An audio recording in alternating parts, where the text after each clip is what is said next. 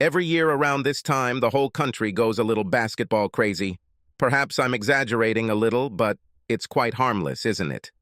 For a while, we focus on something other than which politicians are robbing us and which countries in the world want to destroy us. One of the rare things that can bring us all together is when we root for our favorite teams. At least, that's how I always thought about it. I should probably know a little more about this than the average person, because I'm a basketball coach and got to see it all from the inside this year. This story has been big news for quite some time. It even pushed the winners off the front pages of newspapers where only the lazy didn't wonder why the hell I did this. I had reporters and TV crews from all the major networks standing on my doorstep, trying to get interviews. Unfortunately for them, I wasn't there. After it was over, I sat down in the university president's office with him and the athletic director to discuss what we should do, and then came up here to think. Here, of course, is Crystal Lake. I remember this place from childhood. As far as I remember, there was once a camp on the other side of the lake. But a few years after I grew up, some incident happened there. The entire camp was eventually demolished to try to erase memories of what happened there. I don't think that they succeeded, just as I don't think that I will be able to forget what happened to me. My name is Jim Turner. I am, at least for now, the head basketball coach at the University of Pineland. You see, I knew that as soon as I told you this, you would immediately start looking at me strangely. Are you also wondering why I did this? Maybe you or someone you know lost money on this game? All I can say is, never bet money you cannot afford to lose. Or maybe that nothing is certain. Never count your chickens before they hatch. I hope some of this helps you feel a little better. Of course it doesn't work for me, but then I lost a lot more than money. 15 years ago, I was the starting point guard on my college team. I was pretty good and started getting interest from NBA teams my sophomore year. But this was not destined to come true. In the last game of the second season, I jumped and the guy guarding me hit me in the air. It didn't help him, I scored anyway. But when I landed, and I landed awkwardly, a small sound came from my knee. It actually didn't hurt much, just a burning sensation. And 2 days later, I could not walk at all. My knee grew to the size of a cantaloupe, and I was scheduled for surgery. This turned out to be the last game in my life. Even after several surgeries performed by the best doctors in that state, they could not do anything. I'm certainly glad that I can walk without pain. But my knee will never allow me to run faster than a light jog. And even then I have to wear a knee brace, run on soft surfaces, and be very careful when changing direction. Any attempt to jump brings me extreme pain and several days of recovery. After several years of bitterness, during which I had to work out a little, I returned to basketball, this time as a volunteer assistant coach. It was very different from when I was a player. At first, I was nothing more than a glorified errand boy, ensures that all training equipment and balls are kept ready for each practice. I kept track of training times because there were rules against training players for more than a certain time each day or each week. I also had to make sure that the players' grades were at a certain level. Sometimes this meant talking to professors or even choosing subjects that were not only easy, but also those where the teacher understood the big picture. Soon I also became a fundamentals coach. My job was to work with the incoming freshmen and make sure they were ready to play in college. It was a big step up for them from playing in high school. The game became faster and more dynamic. Some of our most highly rated prospects simply couldn't make the transition.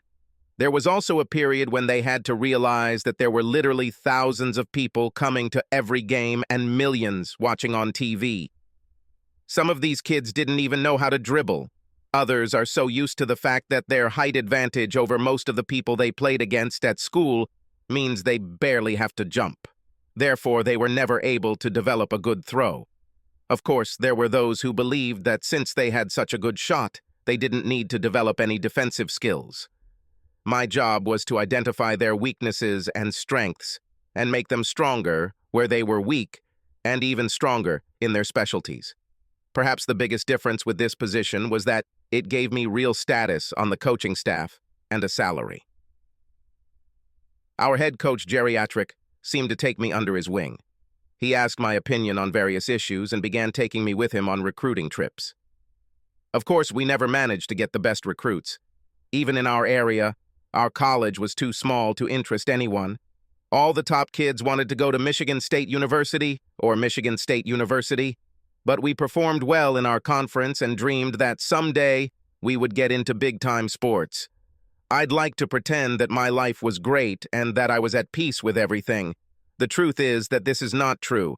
I was a professional on the field and at work, but away from school, I was not myself. It was not uncommon for me to spend most of my evenings in seedy downtown bars, drinking away large chunks of my small salary, while I lamented how unfairly God had taken my knee and my career away from me, giving it to a bunch of kids who didn't appreciate or deserve it. What they have. Thinking back on it, I think I was lucky because my life could have changed in one of several different ways. First, the amount of hard liquor I was drinking could have destroyed my liver and killed me. Or one of the university fans or alumni, or even a relative of a current student or player could hear my whining and report me. This could have ended my career. Or, while I was drunk, someone could rob me and kill me. Or even one of the women I came home too often with could contract a terrible disease and pass it on to me. When drunk, every woman you talk to is at level 10. If you think this is one of those cases where the hero gets back on his feet and lives on because of his amazing ethics, morality, and determination to do the right thing, you will be sorely disappointed. If I were left to my own devices, I would ruin my life. My carefully crafted facade of professionalism was just beginning to crack at the edges when this happened. I remember it like it was yesterday. I had 2 years left before graduating from university and was in my 3rd year of coaching. It all happened 3 days after my 24th birthday. We just defied the odds and beat Eastern Virginia Tech. It was the 8th game in a row that we had won at home, and everyone was feeling really good. The problem was that we couldn't beat ranked teams, and we just didn't know how to win on the road. I wrote down everything we did well during the game and was still sitting on the bench when the stands emptied. It was my habit to sit and re-watch every game long after the pats on the back from well-wishers and fans had ended. I liked the loneliness of the empty hall. The silence was filled with echoes of cheers and the constant sound of the ball hitting the floor, even if they had long since ended. Most of the players and even the coaches were outside celebrating our victory, while I went over the list of things each player needed to work on before the next game. She didn't make a sound. I don't know what made me look up from my notebook and look into the most beautiful blue eyes I've ever seen, but I did. She smiled, and I waved to her. I think this was a signal for her that she could approach me. I was ready for her arrival. "Hello?" she began. She smiled again and hesitated, as if not knowing what to say next. She was so beautiful that I decided to make it easier for her. "Sorry," I said, "but probably even all the guys left. However, if you write down your name, phone number, and the name or number of the guy you're interested in, I'll give it to him the next time I meet. If you have an envelope, you can write its number or name on the outside, and then even I won't be able to read it." Her smile changed. On such a beautiful face, it was surprising that her expression could change so smoothly, although by all indications she was still smiling. The corners of her beautiful lips softened very subtly. I don't think you could measure the difference with a micrometer. Her eyes had lost quite a bit of their intensity. Again, the degree of difference was so small that most people wouldn't notice it, but for me, it was huge. "So this is how your life works?" she asked. "Do you put people into small cells, like on the piece of paper you are looking at? Every person you meet is instantly measured, rated, and placed into a position in a small square, like in some basketball game." Now, the only one who was confused was me. I looked at her again. She was still as beautiful as she had been a few seconds ago, but now I began to doubt her sanity. Unconsciously, I covered the notebook. I guess I was hoping it would seem like a natural movement and not like I was accusing her of anything. She came even closer to me. "So you think that I'm a woman of easy virtue, right?" she asked. "Or worse, Am I here to steal your precious playbook and notes? She sat down on a bench a little away from me. How can you sit on this thing? She asked. My butt already hurts. I looked at her and smiled. She smiled back and then frowned. Don't try to change the subject, she said. I'm still trying to get my point across. Perhaps it would be easier for you to do this if I knew what you wanted to say, I remarked. Oh, yes, she said. You decided that I was a woman of easy virtue who came here to meet one of your players. Do you think I'm just going to be another notch in some guy's belt because he's probably a damn idiot who can jump into the air and throw a ball through a hoop? I tried to fight, but my facial muscles were beyond my control. I didn't say a word. He didn't utter a single syllable or make a sound, but suddenly, she became angry. If you think so, then fuck you, she shouted. In the quiet hall, her voice increased at least several times. The last two words echoed into infinity, bouncing off the walls with each iteration becoming slightly less audible. Fuck you, fuck you, fuck you, and you, S. Her beautiful, smiling, confident face turned into a mask of rage and pain. I saw tears appear in the corners of her eyes. She turned and tried to leave, but I grabbed her hand. Look, I'm not judging you, I said. I know how it happens. You are young and should have the opportunity to experience everything. You never know what might happen. You are certainly quite beautiful. Maybe he will see you and feel the same. Her face became even redder, and it seemed as if it was about to split into two parts. Why do the most beautiful girls become the ugliest when they are upset? No, you don't know a damn thing about how this happens, she snapped. Of course I know, I snorted. I was once one of them. Now it's my turn to be angry. Of course, it was a long time ago, but it happened that girls stayed after games to try to get to know me. But you never suggested that to any of them, she snorted in response. Our faces were so close to each other that we could have kissed. How do you know that I began. James Turner, number 56, she said. Your jumper was your best throw. You preferred the right side of the court. You had problems with your left side. It was your weakness. On the left side of the basket, you could barely make a shot. Your free throw percentage last season was almost 90%. Most teams hated fouling you because, from the line, you were money in the bank. However, some teams began to figure you out.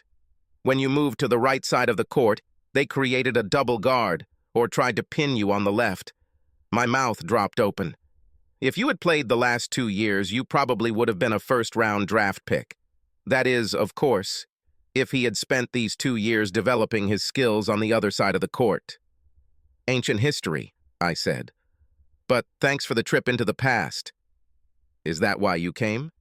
Stayed after the game and waited all this time to remind me that a few years ago I was a great idiot on one side of the court. Thank you very much. I don't think every day about what could have been. You're pretty bitter, aren't you? She asked. I heard that bitterness can dull you. I can't understand this. It seemed to me that this made no sense. Now I see. There is. Happy life. She got up and left. This time she looked back at me and there was something different in her eyes. In the last 5 minutes or less, I've seen her happy and confident, confused and angry, and now I saw something like pity in her eyes. Wait a minute, I said. Why did you even come down here? She stopped but didn't turn around. She seemed to be wondering if she should even talk to me. I think the desire to talk won out because she turned and came back to me. I've been to all your games, she said. All season. I don't understand, I said. And you'll probably never understand such an attitude, she said. Jim, have you ever thought about the possibility that I like you? And that I like you for reasons that have nothing to do with basketball? Maybe I saw you at school, found you attractive, and wanted to get to know you. Believe it or not, you really are very cute. But, like most men, you see yourself in some strange, one-dimensional way. Most men see themselves as some kind of extension of their work. Women only see the guy they care about. So, I don't care if you're a basketball player, a coach, or a plumber. I would just like to have a chance to get to know you better before I graduate from college and decide what my life is going to be like. My mouth opened again. "Is this the part where you ask my name and ask me to go on a date with you?" she asked. Then in this part, I answer, "Gloria," and yes, I agree. Over the next few months, Gloria changed me. She stopped me from drinking myself into oblivion and forced me to evaluate my situation. Of course, I couldn't play basketball anymore, but if I really love the game, being a coach is almost as good, and my career will last much longer. Additionally, at the college level, teams experienced so much turnover of players that programs became more identified with the coaches than with any of the team members. When you think of the Michigan State basketball team, who do you think of? While there were many legendary players there, you think of Tom Izzo more than any of them. This made me think that maybe she was right. It's time to leave behind what could have been and focus on what can actually be. Of course, I also fell hard and fast for Gloria. Less than a year has passed since we got married. I quickly rose through the ranks of the coaching staff and soon found myself in line to take Atrick's place. I had several offers from other small colleges and even a few offers as an assistant coach at several larger schools. I didn't want to make such decisions without Gloria's participation, and I was very surprised when she said that she thought we should stay put. "You know this program better than anyone else," she said. "Jerry himself wants you to replace him when he's ready to retire. Besides, this is our home, our life. This is the ideal place for us to have children." I loved Gloria so much that I would have done anything she said anyway. You know all those stories about players and fans getting, or almost getting, run over by the stands? I think Gloria and I were the reason why there were so many rumors about coaches and women at our university. We made love like rabbits whenever and wherever possible. We had a very active and spontaneous sex life, but it accumulated over the years. Gloria was embarrassed the first time we did this because I wasn't her first man. I was the second man she had sex with. The first was some guy she met when she was 20. He literally charmed her. He took her, and she never heard from him again. Of course, she heard about it from everyone she knew, and even from some she didn't know. The experience was painful and did not bring her satisfaction. So she decided that the next time she did it, she had to actually be in love with this man. Otherwise, it wouldn't be worth it. She told me all this through her tear-filled eyes. "Glo, why are you telling me this?" I asked her. "Because I don't want you to be disappointed that you're not the first man I've been with," she sobbed. "But I still want you to know that in my heart, I am all yours and will always be yours." "Glo, darling," I said, "I love you, and the fact that I'm not the first won't change that. The early bird gets the worm, but the second mouse gets the cheese. All he could give you was pain and bad memories. I will be with you until the end of your life. I'll get the cheese, Glo. And now, having been married for 10 years, we still love each other just as much as we did then. Of course, a few years ago, we discovered that if we wanted to have children, we would have to resort to one of these alternative methods or have someone carry the baby to term. Gloria couldn't get pregnant. She was devastated, and I took her on an extended vacation to remind her how much I loved her. I told her the best thing for us was to take a couple of years and decide what we wanted to do and how we wanted to do it. Everything from surrogacy to adoption was still within our reach to have children. We just had to be more thoughtful about it. Of course, we learned that hiring a surrogate mother and the medical procedures involved are beyond the scope of a junior trainer's salary. We kept that in mind and realized that Jerry wouldn't be coaching forever, maybe for another year or two at the most. Gloria began to plan. I think things got a little hectic at the time, and maybe since Gloria and I were doing well, it just slipped my mind. My life also changed then, because one evening in the middle of the game, Jerry had a heart attack. While the other coaches were looking at each other, trying to decide what to do, I just took Jerry's notes and started telling the players what to do. He also started shouting at the judges. We were 8 points behind. Jerry recovered from his heart attack, and we won the game. There were both the deputy director and the dean. There was no question of who should coach the team for the rest of that season and into the future. I received a salary increase. I still wasn't getting anywhere near what the big guys were getting, but Gloria and I were more than comfortable. Besides, I was now free to do my own thing. Started checking out high schools and playgrounds in some of the more crime-ridden and low-income parts of the state. In places like Flint and Highland Park, children were more likely to end up in prison than in college. I've talked to several parents who have transferred to different schools for the opportunity to get their kids into, not necessarily the NBA, but even just a chance at college and a decent future. My track record was terrible. Of the 8 kids I considered promising, 3 joined gangs and went to prison before graduating from high school. 2 more dropped out of school before their senior year. One got his girlfriend pregnant and found himself a job. Another one died of a drug overdose. And the last one, he became my starting point guard. Jamal Johnson was as slippery as an ice cream lollipop in the game. He was a completely unselfish player and also completely undaunted. Jamal kept his nose clean, his grades were high, and he enjoyed his first year of college, made friends, and studied well. The only problem was that he didn't fit in with the other players on our team. He had great leadership abilities, but unfortunately, he was the only player on the team with the potential to go beyond the box in which we found ourselves.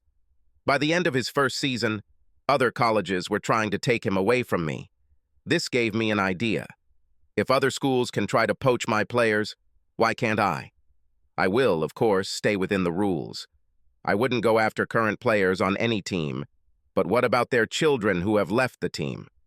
Over the summer, I studied almost all the existing teams, and I found what I was looking for. I found other players to put them next to Jamal. From, oh damn, I can't stand tech, I found my champion. Okay, he didn't look much like a defender. I couldn't even dribble. But Timmy Turner could shoot from anywhere on the court. He had already dropped out of his small technical college in West Virginia and was about to lose his basketball scholarship. He had 2 options: move to Michigan or work in the coal mines. The choice was difficult, but he chose Michigan. My assistant coaches looked at me like I was crazy. "Have you seen any films about this guy?" they asked. I nodded. "Can you prove that he can move?" some of them asked. I just smiled because I had a plan. Timmy reminded me of someone. I found my 2 forwards in 2 equally unlikely places. I found Igor Vastichevsky in a bakery in Hamtramck. He had a break from the cooking pack, a traditional Polish donut filled with jam or other sweet filling and topped with powdered sugar or icing. And I saw him playing with a group of black children in the area. For a white guy, he expressed himself like they did. Looked like a taller version of rapper Eminem. Of course, I found Joel Grissom in prison. He was caught stealing anything that wasn't nailed down in his area. The judge gave him a choice: join the army, go to college, or go to prison. Joel thought that if he joined the army, he would be killed. No matter how hard he tried, he could not go to college to save his life. After pulling a few strings and getting his case heard by a judge, I was able to get Joel out of jail. His release was contingent on him going to college. There was also a condition that he remain clean and not engage in any criminal behavior. If his name is in any way connected with any offenses, he will be sent back to prison. The judge also placed a very complex bracelet on him. It was different from those worn by guys released from guards for the period of work. In addition to allowing you to determine his location at any given time, he saves all the places he has visited. Joel was so tired of this that he was ready to try anything to get free. In the second season, we won many more games, although my team had not yet had time to really play.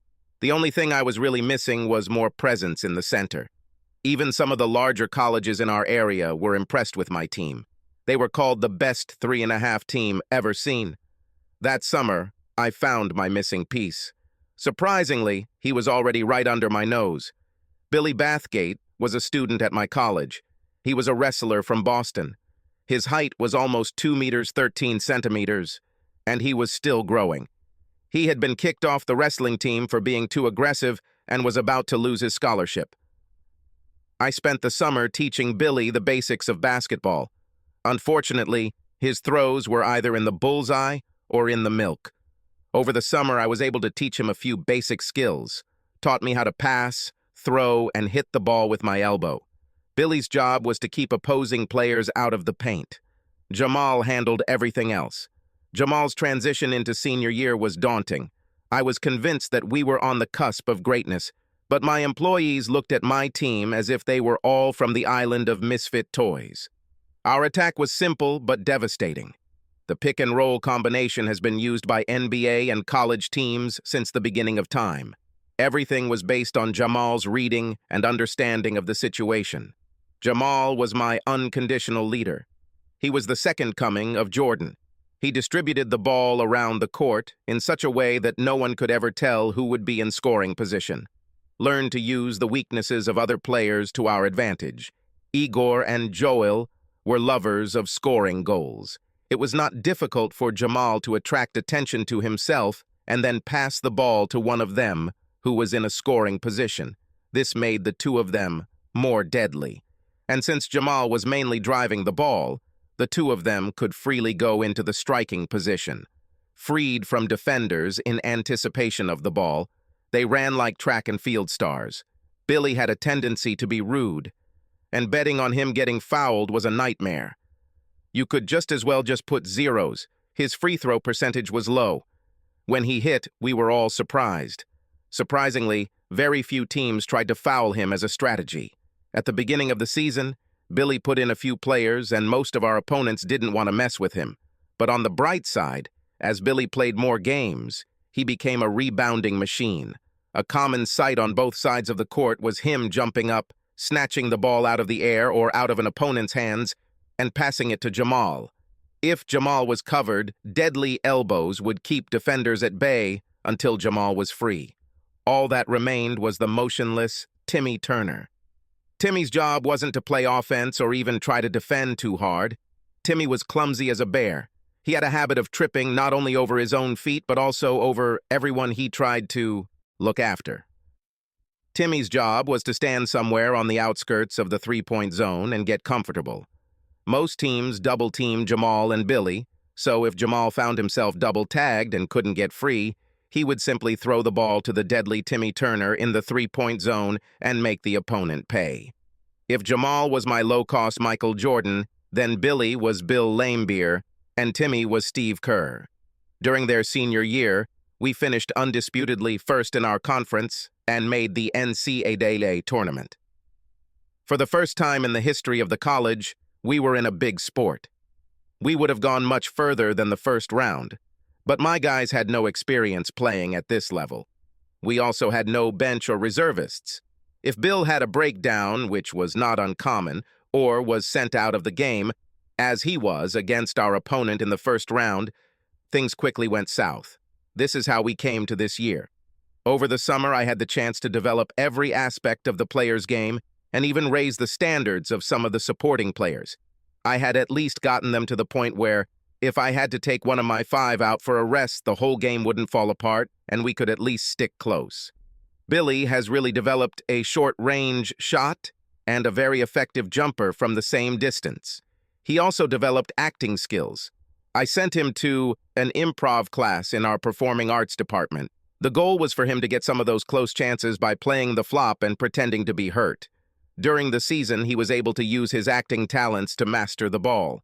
On several occasions, he actually ran into opposing players, beat the crap out of them, and made it look like he was being beaten out of him.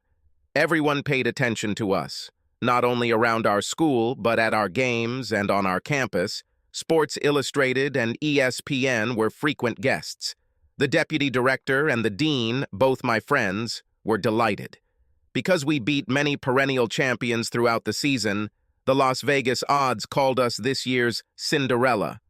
All the experts predicted that we would fail, perhaps reaching the Final Four or even beyond. Gloria seemed to support the team as much as I did. She filled out the tournament bracket just like all the guys on campus, and even asked me to help her with it. I was sure she was making $2 and $3 bets with the ladies in her club, just like everyone else on campus. I was interviewed by so many magazines and sports programs that I couldn't keep track of them all. This year, our opponents in the first round were badly beaten. We beat them by 20 points. We also broke their spirit during the game and did it in style. On our side of the court, Igor missed an easy jump shot, but when it bounced off the backboard, Billy grabbed the ball to get a second chance. He passed the ball to Jamal, who immediately passed it across the court to Joel. Joel was rushed by two defenders, but he immediately threw the ball up toward the basket in the perfect position for Jamal to parachute, slamming the ball into the net with unbridled ferocity. From this throw, the entire shield shook and vibrated so loudly that the crowd was stunned into silence. We scored another 15 unanswered points, and any questions about us being a one-time team like last year were put to rest. My team, my staff, and the entire university celebrated the victory and looked forward to the next game. My starting five was on the cover of Sports Illustrated that week, with a little insert of me rooting for them. It got to the point where I couldn't drive on the streets. Riots broke out wherever my torch-colored red Mustang was seen. My car's MagnaFlow exhaust system was loud enough to be heard before I even got there. I've thought several times about buying a less noticeable car, but this car was the first thing I gave myself, and I liked it. After 2 more wins against good teams, not only were we in the Elite Eight, but our path seemed clear. Our next opponent was UNLV, University of Nevada, Las Vegas, which we beat twice in the regular season. We beat them both home and away in front of their local crowd. ESPN thought we were in the running for our first trip to the Final Four. That evening, I was so happy that I didn't know what to do. After the game, I wanted to go and celebrate and called Gloria, but her phone went straight to voicemail. I assumed she had gone out for drinks with the girls, as she did after most games this season. The girls were the dean's wife, Harriet, and the vice principal's wife, Millicent. Over the past 10 years that we have been married, the years have been kind to both me and Gloria. She had gained a few pounds, mostly around her breasts and butt, but she was still beautiful. The slight curve of her belly only emphasized her femininity. Now she was as sexy to me as the day we met. Harriet and Millicent were a little older, and while I wouldn't call them sexy, they were fun. We all got together for barbecues and even went on a few trips together in the summer. I didn't stop Gloria from having a little fun with her friends. God knew she deserved it for putting up with my obsession with the team during the season. The term basketball wives was coined specifically for women like Gloria, Harriet, and Millicent. Since I couldn't find my wife, I decided to celebrate with the team. I thought that the opportunity to communicate would be good for us. Moreover, Jamal graduated from college this year. The other guys have another year ahead of them, and I have several recruits who can take Jamal's place. I also have a few more players in mind. I'm sure that next year's team may not be as good, but we have a good chance of getting into the tournament again. I also started getting better quality recruits. After we made the tournament 2 years in a row, the players began to take our small college seriously. I also received coaching offers from several larger colleges that I should have considered. I decided that after the tournament, Gloria and I would decide our future together the way we always do. I walked out of the room and dodged several reporters who wanted to interview me. Good God, we have a press conference scheduled for early tomorrow morning and another one in the morning before the game 2 days later. Isn't that enough? What else can I say that I didn't say when I was interviewed before the game? As I was making my way to my Mustang, my cell phone rang. I ignored him at first, looking to see if it was Gloria, but it wasn't Gloria. Although I recognized the area code and number and answered immediately. "Hi, Sheila," I said. "Hi, Jim," she replied. "I called to thank you and let you know that you made him happy in recent years thanks to what you did with the team. He always said that since we only have daughters, you were like the son he never had. He respected you both as a player and as a coach. He always said that you were the best player he had ever seen and that your knowledge of the game on the field made you the manager you became." "Sheila, why are you talking in the past tense?" I asked. "Jim, Jerry died an hour ago," she said.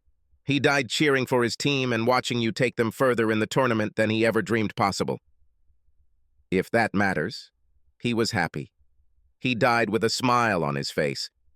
He was just telling our friends about how you always came to him for advice during the season and in the summer to plan your strategy for the next year. And suddenly he fell silent after bragging to some of them that he was going to be on the bench with you in the tournament next year, if his health allowed. He just fell silent and left immediately after. I had no words. I just sat in the car and cried like a baby. Finally, I pulled myself together and spoke to her again. "Sheila, He will be by my side wherever I go, and not only next season, but in all subsequent ones. Please call me and let me know about the arrangements so that I can attend the ceremony." I started the car, and the Mustang's usual aggressive growl became a little more subdued than usual. I'm sure most of you thought it was because of me, that I may have changed my driving style due to personal sadness. I really believed that the machine felt my pain and reacted accordingly. I went to the motel where my players were staying. There seemed to be a party going on there. Damn it. At first I thought, these guys should have thought better. But then I thought about it again and decided that life is too short, especially for young guys like them. There's just too much uncertainty. One day you're at the top, and the next day, it's all taken away from you. My case was a perfect example of this. I walked onto the court as the best player on my team, with a bright future ahead of me, and came down as a coach. There was no way I could refuse them something as simple as a party. As I approached their room, alarm bells started ringing in my head. Oh damn, there are girls with them. This is a major violation of university and conference rules. Of course, these are the rules that are most often ignored. Everyone knows that healthy young guys will have fun, but the rules are designed in such a way that any abuses and such things will not affect the participating universities or the conference. This stopped me from going inside, but I looked out the window. Although I sure as hell wish I hadn't, and to this day it's still the worst memory I've ever had. I saw Igor, all 5'8" of him, having sex with some blonde. Joel had sex with another woman. Next to the woman Joel had was Timmy, doing the same thing. Suddenly the realization came. The woman who had sex with Timmy is Millicent, the wife of the athletic director. She is at least 50, if not more. The woman who was with Joel turned to me, and I saw that it was Harriet. I looked across the room, and my doubts that the young woman they were sharing with me was my own wife, Gloria, disappeared. The pain that rushed through me at that moment is incomprehensible to those who have not personally experienced it. It's like death. Gloria was more than my wife. She was my life partner, my best friend, my confidant, and my lover, all rolled into one. Gloria, more than anyone else, was responsible for giving me a second chance. Without her, I'd probably be dead right now, or rotting in some seedy bar. I wouldn't have the life I have now or any success. I wanted to scream or do something, but I did nothing. Just stood there. I took out my iPhone and took a few seconds of video, but did not go into the room and confront them. I didn't know what to say. I felt betrayed. Not only by the woman who just this morning swore to me again that she loved me more than anyone and anything in the world, but also by a team of misfits to whom I gave a second chance at success as confidently as Gloria gave me mine. As I turned to leave, I noticed a couple walking towards me. Of course, it was Jamal. He was hugging a woman. No, it was a girl, a very beautiful Asian woman. Damn it. I recognized her too. One of my assistant coaches was named Jin Shu. This girl is his daughter, and she was completely absorbed in Jamal. I knew her father didn't want her to date him. He was very old school and wanted her to marry an Asian man. As they got closer, Jamal noticed me and tensed. He took her hand very gently. There was no doubt where they were going. Apparently, when it all started, Jamal also went after his woman. "Coach, she's not to blame for anything," he said. "I made her do it." I just shook my head and looked at him. It was obvious that no force had been used against her. It was also obvious that he loved her. The way he tried to stand up for her and lie for her sake did not allow for any other interpretation of the facts. I just rushed past them without saying anything. He returned to the car and drove off. I pulled into the parking lot of the first bar I saw, ordered a drink, and just kept pouring until I couldn't remember why I was doing it. I remember something buzzing during the night. But when I woke up the next morning, my head hurt so much that I couldn't remember anything. It felt like someone took an axe and just split my skull, and all my thoughts flowed out.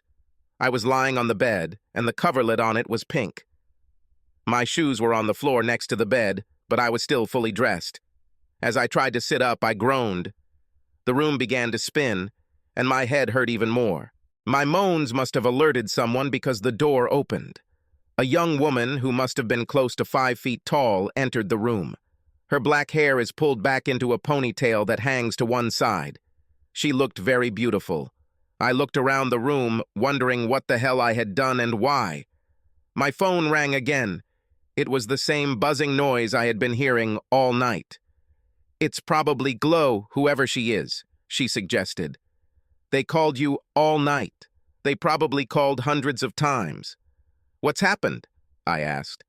"How did I get here?" "Oh, it's simple," she said. "Last night, after you tried to rob the bar where I work, you passed out. I took you to my home." "Why?" I asked. "That's not what you're thinking about," she said quickly. "What am I thinking about?" I asked. "I don't think that I think at all. I don't think my brain is still working." "Well, you made some pretty serious statements last night," she grinned. "Oh my God." "So you remember some of this," she said. "No, it's just an expression," I said. "You said you would make love to me until I felt like I was in heaven," she said. "I was drunk." "Well, I don't know, Coach," she said. "You seemed pretty sane. They told me that it was a promise and that you wanted me to remind you of it." I looked at my feet. "I'm married," I said. "Or at least was married until last night."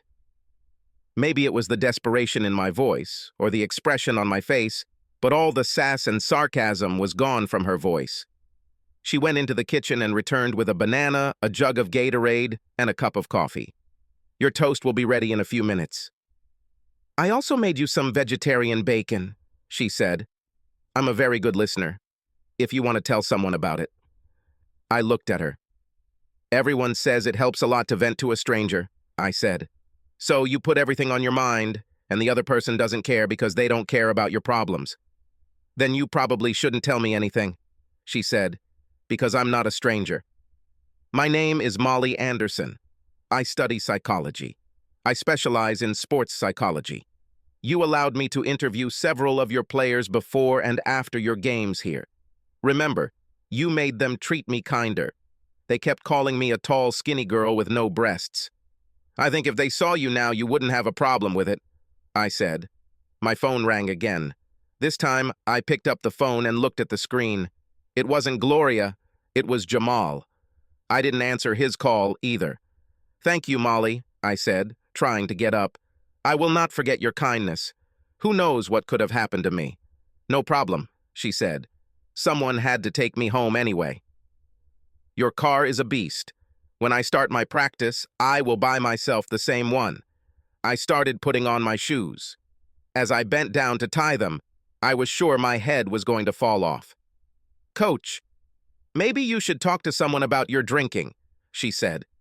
"Molly, last night I caught my wife cheating. Before that, I didn't drink for 10 years, I told her. "I'm so sorry, Coach," she said. Then I told her my sad story, and she actually turned out to be a good listener. But I knew I had to leave here. I've abused her hospitality long enough. Besides, I have things to do and decisions to make. I tried tying my shoelaces again and finally just told myself to forget about it and tighten them. I walked out of Molly's apartment and looked around for my car. I pressed the button on the key fob and heard a signal. The car was parked in the parking lot behind the building. I walked around the building and found her. I thought about going back to the hotel and meeting Gloria, but I just couldn't bring myself to do it. I went to the arena and to the office that was allocated to me and my employees. When I walked in, the time was earlier than I usually show up, especially on a day when we don't have a game. Jinju looked at me as I sat down. "Hey, Jim, your wife wants you to call her," he said. "She told me to call her as soon as I gave you the message. I'm going to call her right now to let her know that I told you and that she can expect your call." "No need," I said. He looked at me strangely. "Jin, can you look around the city and try to find me a room somewhere?" "But you already have a wonderful room in the same hotel as the rest of us," he said. "Damn, your room is much nicer than the one I share with my wife and daughter." "She is even more." "Al," I said, moving on to the next guy. "Find me a number. I don't care what kind of room it is or where it is, just find me another room." Okay, boss, he said. Jim, I would find you a room too. What the hell is going on? Jin asked. Nothing, I said. Call Gloria and tell her you gave me her message. But, he began. Listen, I know you won't feel good about breaking your promise to her. So do it. But maybe after that you should start figuring out who you're working for. His face paled as he realized something was going on between me and Gloria, and he landed right in the middle of it. In fact, he was closer to her side than to mine. Before he could answer, Jamal entered the office. Several coaches began trying to talk to him and encourage him. He walked straight towards me. Reggie, I called. He looked at me. He had the same job I had when I started, and he reminded me a lot of myself, except he never played ball. I need you to call and find all of our players except the starting 5. I want them all to be in the training room at 2 o'clock in the afternoon for training. Tell them to be prepared to spend most of the day and early evening there. For those of you who don't know, I said loudly, Jerry passed away last night. A trick. I wish someone would organize some kind of tribute for him. Email me or call me with details when you figure this out. Funeral arrangements are still being made. I plan to attend them. As I turned to leave, Jamal caught up with me. Coach, I called you about 100 times last night, he said. You were only one of 2 people who did it, I replied sharply. You didn't tell Coach Shu, he said. Why do you think so? I asked. Only by the fact that he didn't strangle me when I walked past him, he said. He nodded to me the same way he always did. So he can't know anything about what you saw. Can't you slow down? He asked. I really need to talk to you. I'm here as a representative of the team. Coach, you can't believe how sorry they all are. I stopped and turned to him. I looked at him, and he looked me straight in the eyes. Why the hell aren't you sorry? I yelled at him. Listen, Coach, can't we go somewhere where we won't be overheard? He asked quietly. I was asked to come and talk to you for several reasons. One of them is that although we are all ashamed of what we have done, I am different from them. How are you different? I asked. Because he's black, Jamal. Or because you are from the outback, or some other cliché. No, Coach, he said. You never treated me any differently than other guys. The difference is that I never had sex with your wife. I also wish. I'm sorry I didn't tell you when this all started. But you have to understand, I was blackmailed by everyone. When it all started, I remember asking them how they could even look you in the eye after they betrayed you. By then, I was already in love with Jennifer Shu. I wouldn't change her for anything. None of the other guys have regular girlfriends, so to them any woman is just a woman. They made it clear to me very quickly that if I opened my mouth, her father would find out within minutes, and I would probably never see her again. Besides, as your wife explained, this is all for the sake of both of you anyway. What? I asked.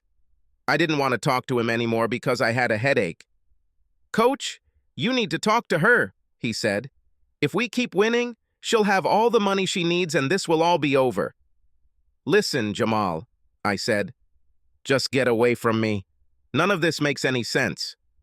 Coach, you need to talk to the guys and sort everything out before the game, he said.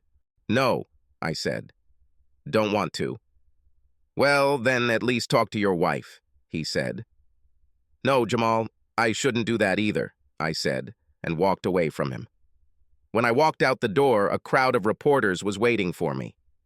Coach, you are one victory away from reaching the Final Four for the first time in the history of your school. Can you give us... No comment, I said. Do you think Billy Bathgate is taking steroids? No comment, I said, walking briskly through them with my head down. It seemed that if I didn't look them in the eye, they wouldn't ask me any questions. For some reason, basketball didn't seem important to me because my whole life and marriage was falling apart. I walked to my car and got into it, started the engine. The sound of the big V8 sent most of them scattering and the rest moving out of the way as I slowly moved forward. When they cleared the passage, I rushed away from there, hoping that the stones thrown into the air behind me did not hurt anyone.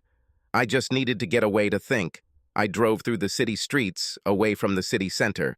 Every playground I passed by had small or large groups of kids playing basketball. Watching some of them made me smile. This is a game in its purest form.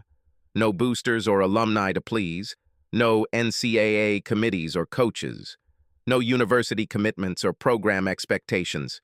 Just throw the ball into the hoop and score points. I drove even further and came to a large park. I got out of the car and began to look for a place where I could just relax and think. It was deserted here, and there was a chill in the air. Spring is still too far away for the weather to be this warm. Here the weather was cool, 10 degrees. But at home, I'm sure our temperature will be in the same digit. I sat next to a group of older men playing chess. Chess is an exciting game. It teaches strategy and helps a person learn to concentrate their thoughts and solve problems. My job has taught me the same skill set. I had to develop strategies for my team to help them win against teams that are stronger on paper. I had to learn to maximize our strengths and limit our weaknesses, while at the same time exploiting every weakness of the opponent. I needed to do the same here. The first thing I need to do is break down the problem into its component parts and decide how I feel about them and what I will do. There was so much to consider that I wished I had a notepad to take notes on. First of all, it is the pain and emptiness that I felt at that moment. The pain, as I understand it, is caused by betrayal. I was betrayed by the people closest to me, all at the same time. If Gloria had simply had an affair, it would have been devastating, but not nearly as destructive. I could dive in and focus on my team while we figured out the details and decided what to do. Or if it was a case of the guys on the team doing something like gambling or cutting points, I would again feel betrayed but could focus on my life outside of basketball. Maybe Gloria and I could go somewhere to be alone while I figure out what to do about the team situation. In this case, I lost two of the most important things in my life at the same time. Losing both at the same time was beyond my strength. Last night I did something crazy. I walked into a strange bar and tried to drink myself to death. I was very lucky that I was not robbed or killed. It was lucky that the girl I allowed to interview the team worked there. I may never be so lucky again in my life. Just as I was contemplating my situation, the phone rang. It was Al. "Boss, we have a problem," he said. "There are no available hotel rooms in the city. I even tried going into some seedy motels on the outskirts of town. They are all busy until the end of the tournament. Several hotels have said they have possible availability when teams are eliminated. But most of them have waiting lists because the closer to the championship finals, the greater the demand." "Thanks, Al," I said. "I'll think of something. Maybe I'll just spend 2 nights in the office." "Boss," he said, "will they find you another room after the game? There's no way we can lose this game. We have already beaten them both at home and away. And now we are better than we were the last time we played them.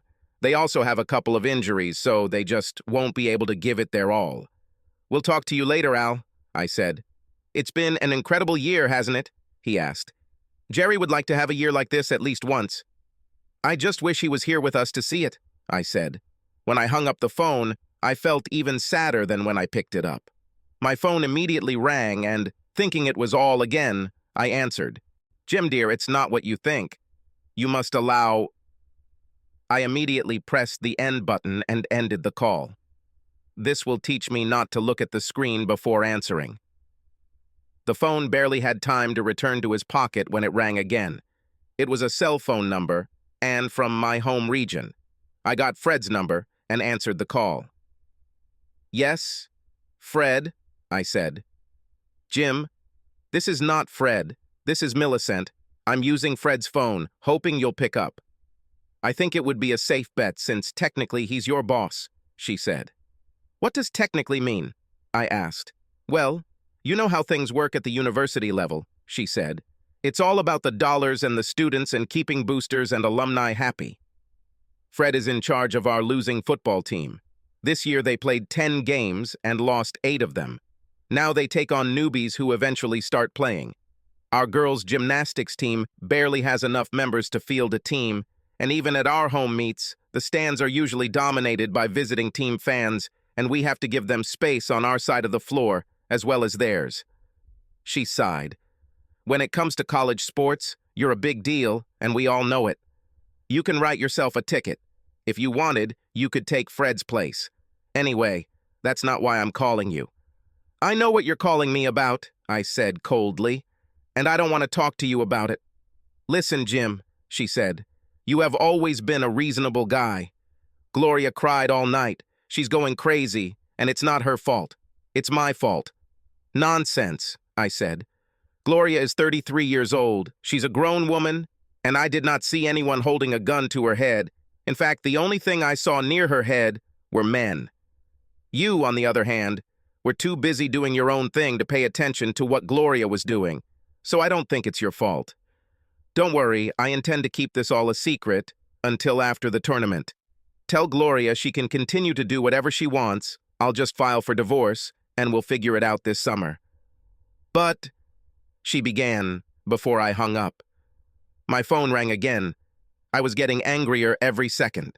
I always thought the main purpose of having a cell phone was convenience. This is also great in emergency situations, but right now it's just outrageous. What? I said, answering the call. Sorry, I'm just calling to check on you, she said. Well, you know, see how you cope with a hangover. No, sorry, Molly, I said. You won't believe what kind of day I'm having today. Between what happened to me last night, both before I got drunk and after, yesterday was a nightmare. Today I'm trying to just move on to free myself. But everywhere I turn, there are people looking for a story or people wanting to talk to me to explain why sticking a knife in the back or the heart isn't as bad as it seems. You know, well, Jim, we screwed you, but it's actually not that bad. She laughed, and her laugh was musical. It looks like you're dealing with a bunch of diplomats, she said. Eh? I asked. I thought I had missed something. My dad always told me that a diplomat is someone who can tell you to go to hell and actually look forward to it.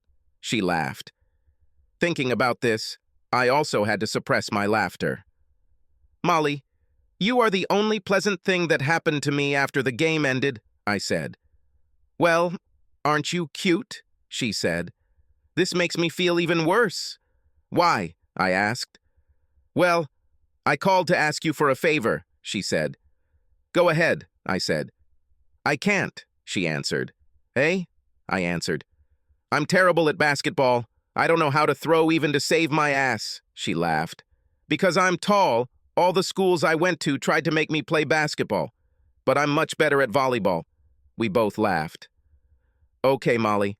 Now I owe you 2 times, I said. I owe you once for cheering me up last night, and once for cheering me up now. Don't forget the other part, she grinned.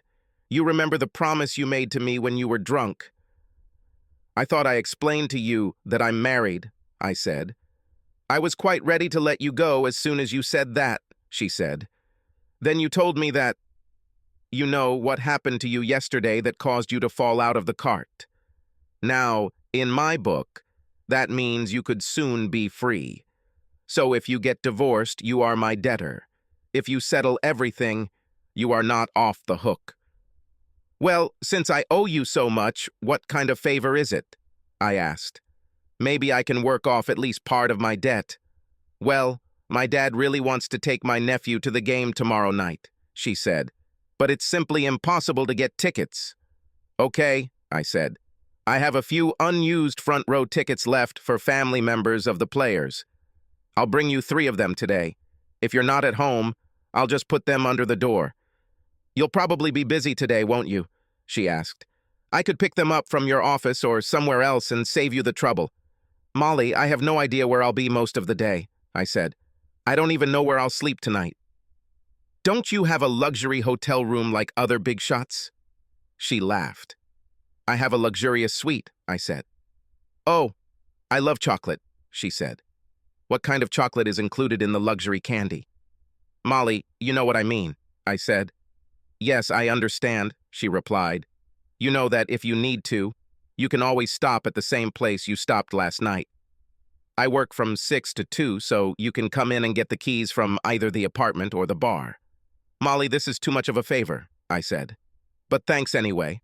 I promise I'll bring the tickets, so tell Daddy he's coming." I got back in the car and drove back to the arena. The training has almost started. Before I was interrupted, I understood the problems I was facing. I just had to figure out what I wanted to do about them. The biggest problem was my marriage. Gloria and I were together for 10 years. These were very good years. Without her, I was lost. Even now, it seemed to me that I was working in automatic mode. I felt hurt and betrayed. But is that enough to just leave a good marriage? How much selfishness is there in my pain? Am I really angry or just jealous? Am I afraid of competition? Was it all because seeing my wife cheat with men who were physically better made me feel inferior? What about my team? What did I want to do there? This part was easy. They betrayed me, so they must pay. And they will pay. I've already figured out how. I think it all comes down to basketball. This is a simple game with simple rules. If you break the rules, you are punished. If you're too aggressive, you get a foul. A very aggressive foul can get you kicked out of the game. The question is, does Gloria deserve to be kicked out of the game or just punished? My dad always said that in the most difficult situations, the right thing is usually the thing that is the hardest to do. Every being in me told me that I had to find a way to forgive Gloria and my crew. I have often said that I owe my life to Gloria, and in some ways, I owe my professional success and the life of my career to my team, but that doesn't mean I owe any of them my self-respect or sanity. I thought about Jerry Attrick again. He was a great coach, spent my entire career without doing what I did this year. But he died happy and surrounded by friends and people who loved him. Now I had a lot of success, but did I even have one person I could truly count on and trust? I had to honestly answer that no. When it came to the end, they all let me down. The only thing I could do was start over and find people I could rely on. Instead of lecturing my players and trying to find the best strategy to win at all costs, I had to make sure they understood that the most important thing is to simply do the best you can with what you have. Sometimes, an honest loss when you give it your all is better than an unfair victory. In the arena parking lot, I made a few calls to Michigan. The first person I called was Sheila. She was surprised to hear me. I asked her when the funeral was. She said it was Saturday and asked if I wanted her to say something to me. I said I would say everything myself because I would be there. "Jim, it's the Final Four on Saturday," she said. "I'll be there," I said. "Whether we win this game or not doesn't matter, I'll be there." Jerry's funeral is much more important than any basketball game. Even if it was a championship game, I would still come to see Jerry off. There was silence on the line for several moments. "Then you need to write something to say, because you'll be giving the eulogy," she said. Afterwards, we had a party at our house to watch the game. "This is what Jerry would have wanted," she said. "Maybe you and Gloria will come too." "I will definitely come. But Gloria and I probably won't be together, Sheila. See you soon." I hung up and felt better. The next call was to my lawyer's home. I asked him to prepare the divorce papers and told him that I needed to do it as quickly as possible. I also asked him to place notices in newspapers here and in Michigan stating that I was not involved with Gloria and was not responsible for her debts. Thinking again about what Jamal said, I was sure that Gloria was involved in something. I got out of the car and walked into the arena through the back exit. As I approached the doors, I heard footsteps behind me. I looked up and saw Joel and Igor heading towards me. I showed my pass and walked past the guard. When I reached the training ground, I told the guard that this was a closed training session and that no one was allowed in except the people on the list. He showed me the list, and I immediately crossed off the names of my starting five.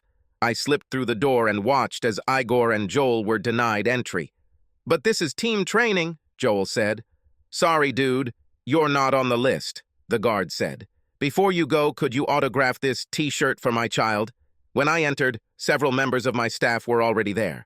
There were about 15 players there. Neither of them picked up the ball or warmed up. "Get off your asses and get ready to play," I shouted. They looked at me like I was crazy. Several of my substitutes jumped up and grabbed the balls. The others continued doing what they were doing. I walked up to Al and took his whistle. I blew it loud enough to scare Everyone in the room. The fat guy in the stands next to me dropped his phone and broke it. I was sure I saw moisture creeping down his legs. "Coach, I need to go to the locker room for 5 minutes," he said. "Take 10, I said. "The rest of you, line up for throwing practice." "But why?" asked one of the guys. "It's not like we're going to play or anything like that. All of you will play in tomorrow's game. And when we win, you all will play in the Final Four, maybe even in the championship." Laughter rang out across the entire floor. Even my assistant coaches looked at me like I was crazy. "Oh, I get it," Al said. "You're going to alternate them throughout the game, giving each a minute or two. This is a kind of reward for the season we are having. And they will all tape the game and have something to show their children years from now when they become bankers or police officers or plumbers, right?" "This is actually a good thing, Jim, especially for high school students." Everyone nodded their heads in agreement. "That's why there's no starting 5, said one of the players, whose name, to my chagrin, I didn't even know. "Yes," said the other. "We're here at a special intensive camp to learn how to act without looking stupid on television. We have to learn how to dribble and shoot and shit like that." Then I realized 2 things. The first was that we have problems. And secondly, this training will take much longer than I thought. I asked Al and Gini to line them up and begin dribbling drills. Once we had 5 guys who were semi-decent and could at least dribble the ball on the floor without moving, I moved them to the second group, where we started learning to pass. It was terrible. We had to repeat what kids learned to do in middle school and on the playground in elementary school. I couldn't believe these guys were on my team. It just showed how focused I was on my starting 5 and winning games to the detriment of the rest of the team. I will never repeat this mistake. We started practicing different types of throws, and then one of the guards entered the room. He came up and said that my wife was outside and wanted to see me. At first, I thought about telling him to send it, but then I had a better idea. I said we're in the midst of it, told him to ask if she could wait 10 minutes until we had a break, and then I would see her. As soon as he headed towards the exit, I walked out through the locker room door. He went out the back door, got into his car, and drove to the hotel. I took the elevator up to our room and waved to a few people who wanted to wish me well. Inside the room, I looked through all of Gloria's things. At first, there was nothing unusual, but then I found this. Gloria was always very detailed. Like me, she didn't store important things on the computer. I found a small notepad in her box with her bank account number and password. I logged in using the password and found out that Gloria had almost $100,000 in her account. I also noticed where she bet on basketball games. Every time a team won, its fortune increased. The odds of our opponents winning tomorrow were 10-1. The odds of us winning are only 4-1. Gloria looked at the notepad where the number was circled. The figure is $300,000. This is probably the amount of money she thinks she needs to move away from me and live the life she wants. However, according to her records, Gloria bet more money than was in the account. Under normal circumstances, this would have been a dangerous but relatively safe bet. Because we were clearly going to win this game, she planned to bet much more conservatively in the next game and didn't even make a prediction for the national championship game. The fog gradually cleared. Gloria would bet on games and have sex with my players as an incentive to win. But some moments were simply meaningless. How did it all start? Why? I knew I would never win any prizes for being the perfect husband. For almost half the year, I was dedicated to my team. The rest of the time, I always made amends to her. Over the past 10 years, we have gone on vacation to any place she wanted to see. I bought her everything she ever asked for and was confident that she knew that if our life became too bad for her, I would step down and take a less responsible position. But what bothered me the most was that she was the one who always encouraged me to do what I did. In fact, when we first met, I was a coach, so she knew what to expect from our relationship. Maybe it was just that the years of this relationship had worn her down. However, all she had to do was let me know. If I had the chance to choose between my job and Gloria, I would choose Gloria in a second. Look at me now. Forget about basketball. I'm not myself. I run around contemplating career suicide just to ease the pain in my heart. I have no idea what I will do next or where I will end up. I only know that I must do something to numb the pain. It's always so easy to debate what's right and what's wrong when the problem is something else. It's easy to say, hey, she has the right to do whatever she wants with her body, or the only thing we're looking at here is your fragile male ego. It's easy to say such things when it's not your wife or girlfriend who is cheating on you. I have to decide what is right for me. There's nothing I can do to try and save everyone. This situation simply does not allow this. Of course it could have happened, maybe if I had been more mature, maybe if I were a more complete being, and above all these petty concerns about whether Gloria loved me or not, or whether I was better in bed than some 22-year-old athlete. But, unfortunately, I'm not like that. I'm an ordinary guy who doesn't know a damn thing about women and what motivates them. Stephen Hawking once said that he had the highest IQ in the world, but he still didn't understand women. I'm nowhere near his league when it comes to intelligence, so don't expect me to understand them either.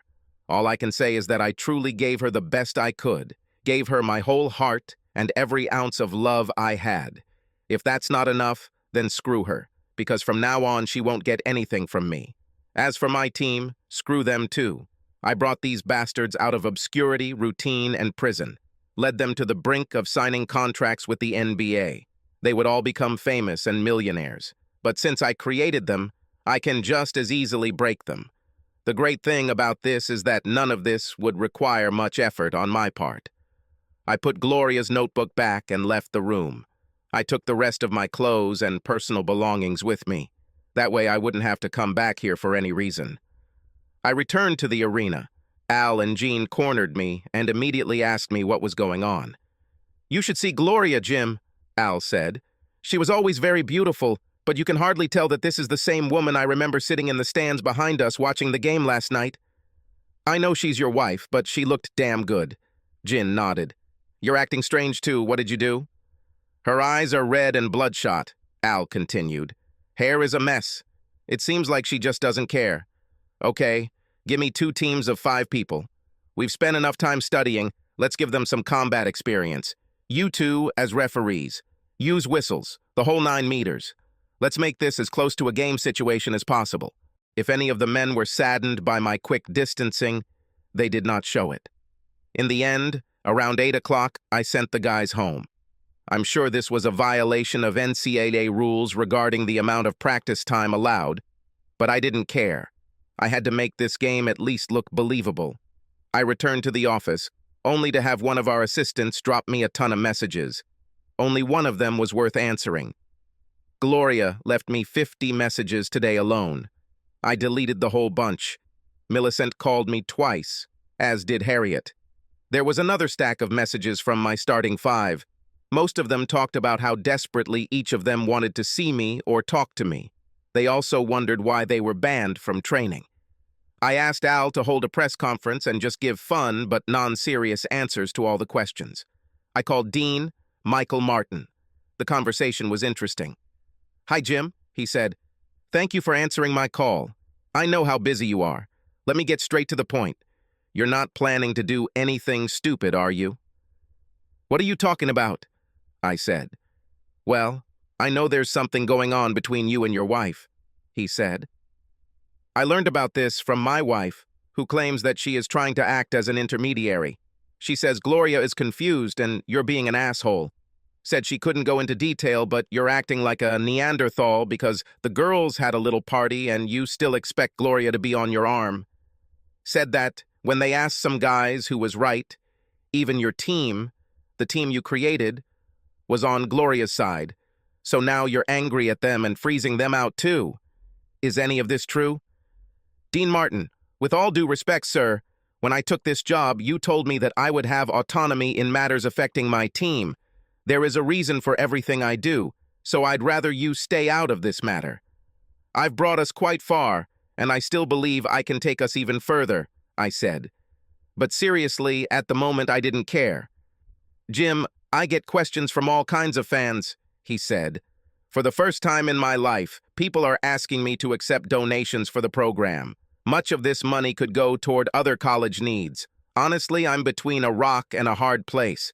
Please don't do anything that might ruin everything." "If I do, don't worry," I said. "You can just fire me. I'm sure after this year I'll be able to go somewhere else and find a job. I have more than a few suggestions. I decided to take the tickets to Molly's apartment. Was going to do this mainly because I really couldn't remember where the bar she works at was located.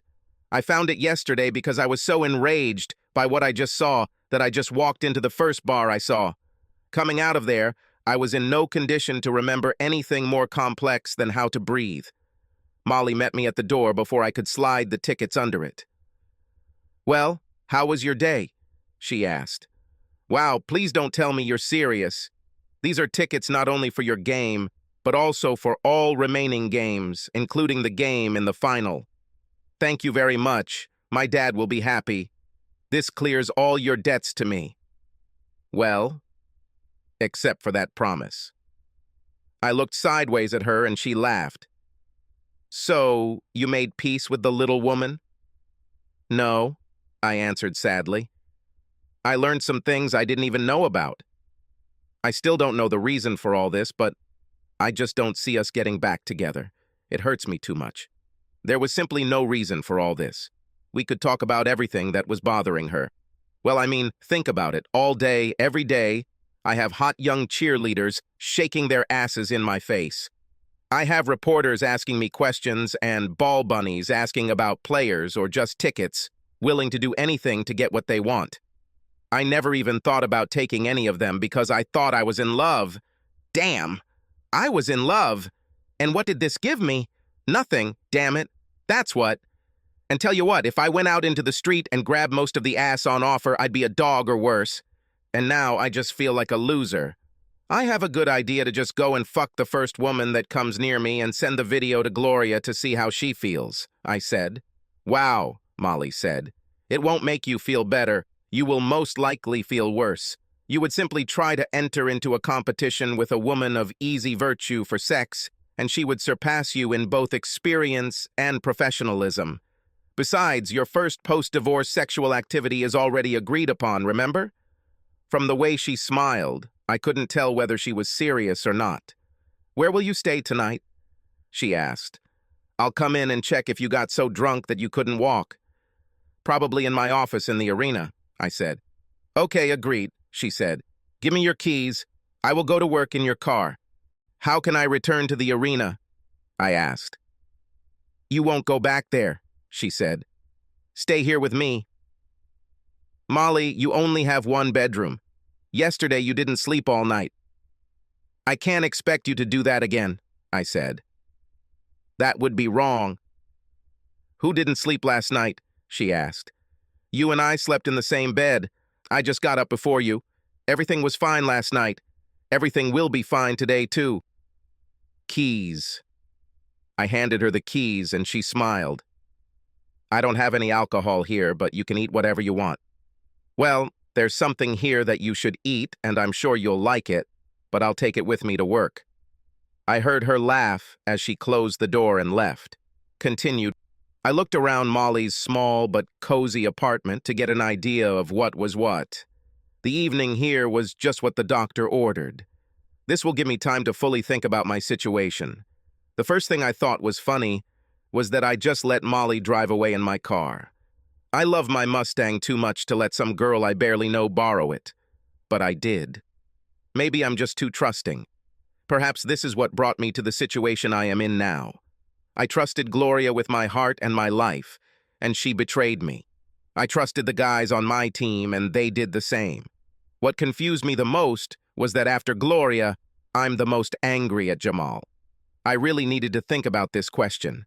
Not only did Jamal not have Gloria, or so he claimed, but he was the one who explained to me at least what he knew about the situation. Am I angry at him because he was a messenger, or is there something deeper here? I think in my mind, Jamal was almost like a son to me. I spent almost 3 years building a team around him and trusted him more than anyone in the world except Gloria. I guess I thought we were close enough for him to say something like that to me. That is, I understood what it was to be in love. Damn, I still love Gloria. That's what makes it all so difficult. I would never, ever risk what I had with Glo.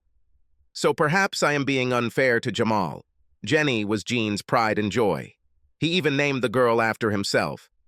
Jamal did well at school, was the only guy on the team who didn't waste his college career. In addition to being good at sports, he was also a good student. By almost every measure, he was a fine young man. I just couldn't imagine that Gene wouldn't accept him as a son-in-law after all. But all people are different. I also thought about my refusal to even talk to Gloria. Is this logical? Or was this just another reaction to the pain I was feeling? Noti-go is it again? Was I just a spoiled little boy reacting to things not going his way by refusing to participate? Or is this just the grown-up version of, it's my ball, so if I can't play, I'm going home? Only instead of my ball, my wife was here. Does love really require selfishness? Maybe Glo had the right to share herself with anyone. We really do live in a free country. Most state laws pay lip service to monogamy. In most states, you can't be married to more than one person, but that has nothing to do with who you have sex with. If I called the police and told them that my wife had just had sex with a group of college students, they would probably just laugh at me and tell me that it must suck to be me. They would make fun of me behind my back and tell all their friends about me. But on the inside, they would think I was some kind of weakling for not beating the cowboy crap out of her and the guys. After all, that's what they would do, they told themselves. They would beat that bitch until she bled, just like any real man would. On the other hand, if I had done that, if I had done what they thought any man should do, they themselves would have told me, when they came back to arrest me, that what I had done was illegal. My career would be over, and everyone would look down on me for doing what any real man would do. So, what should I do? Call and let her tell me a bunch of lies that I'll never believe? Should I pretend to forgive her and try to get back what we had? What good is it if everything will never be the same again? There will never again be that level of naked, boundless trust that we so easily gave each other before. I'll spend the rest of my life checking up on her, and even then, I'll always wonder if she's doing it again. It literally blinded me. People always talk about how they know something is going on with their partner, but I had no idea. And since I didn't know this time, I'll probably never know if she starts again until I catch her. I didn't intend to live this life. I'd rather be alone. There is a huge difference between what is legal and what is right. She always has been, and probably always will be. It is perfectly legal for a married woman to go out and have sex with men other than her husband. But is it right? For me, no. Gloria and I loved each other so much that we wanted to spend the rest of our lives together. They made certain promises to each other while doing this. So if she doesn't feel that way anymore, she should have just told me so we could both move on legally and honorably. Her having fun behind my back breaks those promises and, in my opinion, also breaks the marital bond between us. I know some people will say, well, you should still talk to her about it. Why the hell should I do this? She didn't talk to me when she decided to start having sex with my team. Let her know about our divorce when the papers are served. At least I won't do it secretly. I'm sure some people will find this too fast. I hear her father telling me to talk to her and give her time to process everything. Maybe in time I'll realize that it's not so bad. I'd like to see how he would handle it if it happened to him. It's always funny when another guy's wife ends up being the other guy's crush. About then I noticed that I was very hungry. I couldn't believe where the time had gone as I sat there, lost in my thoughts. Molly said I could eat whatever I wanted. It's time to find out what I want. Unfortunately, my phone caught me before I got to the refrigerator. Dean, I thought we had everything settled, I said, answering the phone. It's not him, said Harriet. Millie told me that the best way to get you to answer the phone is to use her husband's phone. And I thought that if it worked for her, it would work for me. Listen, Harriet, at least I thought you were a good woman, I said, but I just don't want to talk to you about any of this.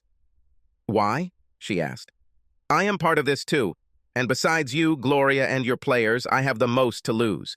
You probably don't know this because Millicent didn't get a chance to tell you, but she and her husband seem to have an open marriage. This is partly why it all started. Millie is not going to lose her marriage over this. Her husband will be a little upset because he specifically told her to leave your players alone. Besides your team, they both often sample students. The only rule they have is that there should be no emotional attachment. This has worked well for them for many years.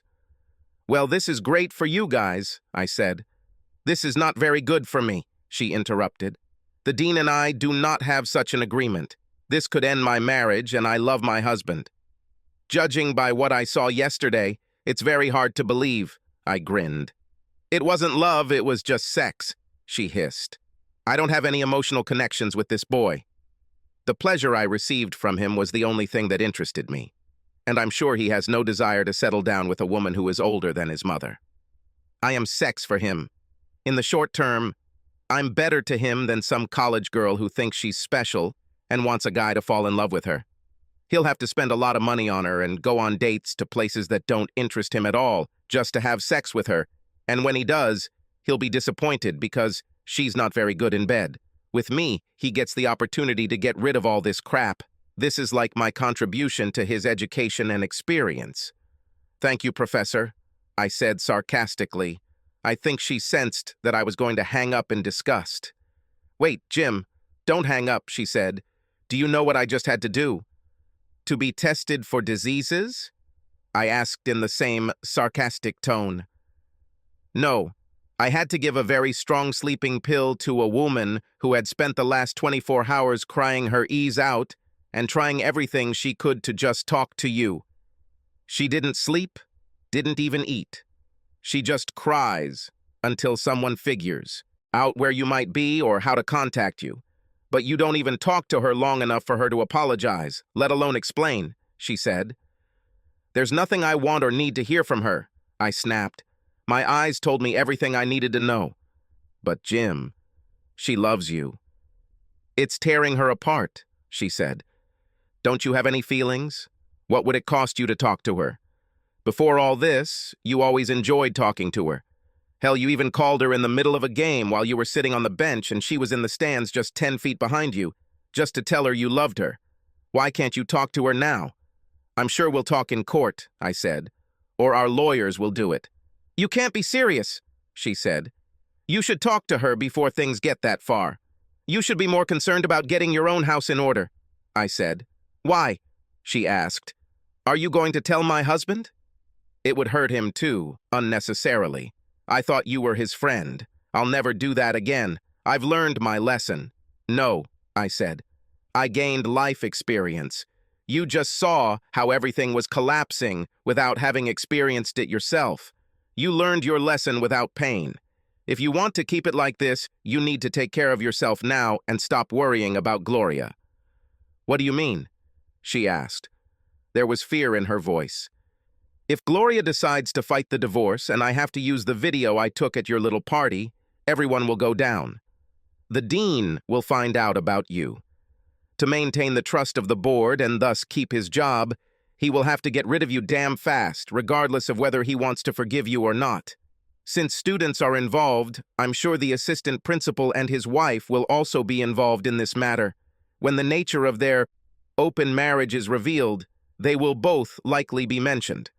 Think about it. While everyone is talking about what kind of wife the deputy director is, some students will say, "Damn, he's just as bad.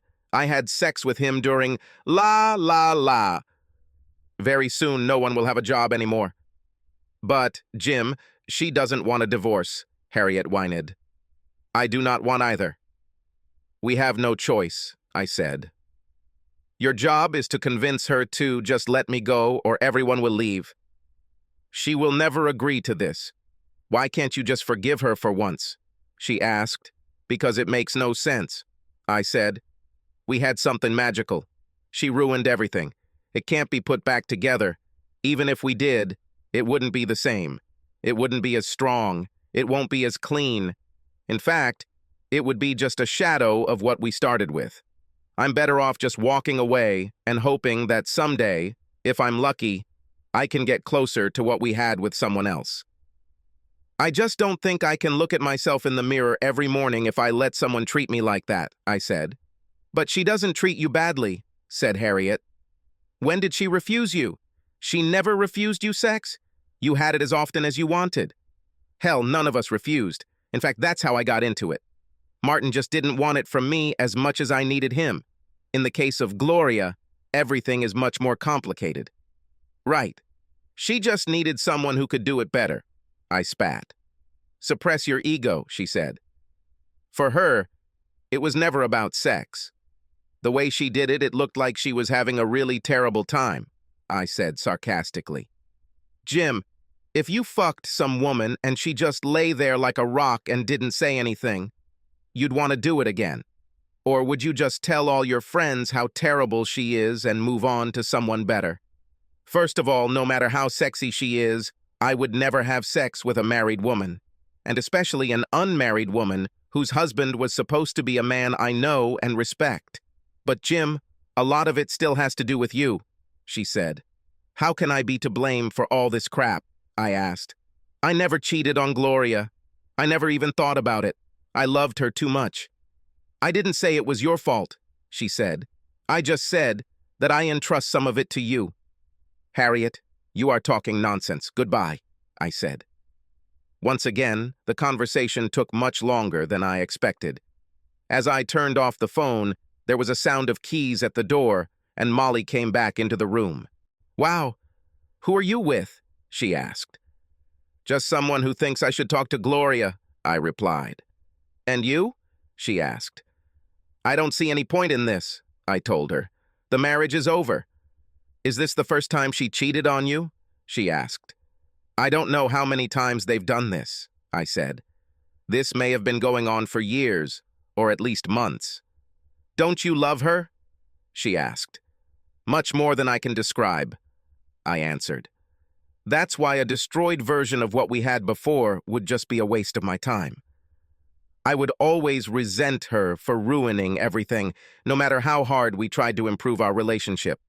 We would have been doomed from the start. Instead of sharp and a clean break, we would end up just slowly limping towards the end of the road.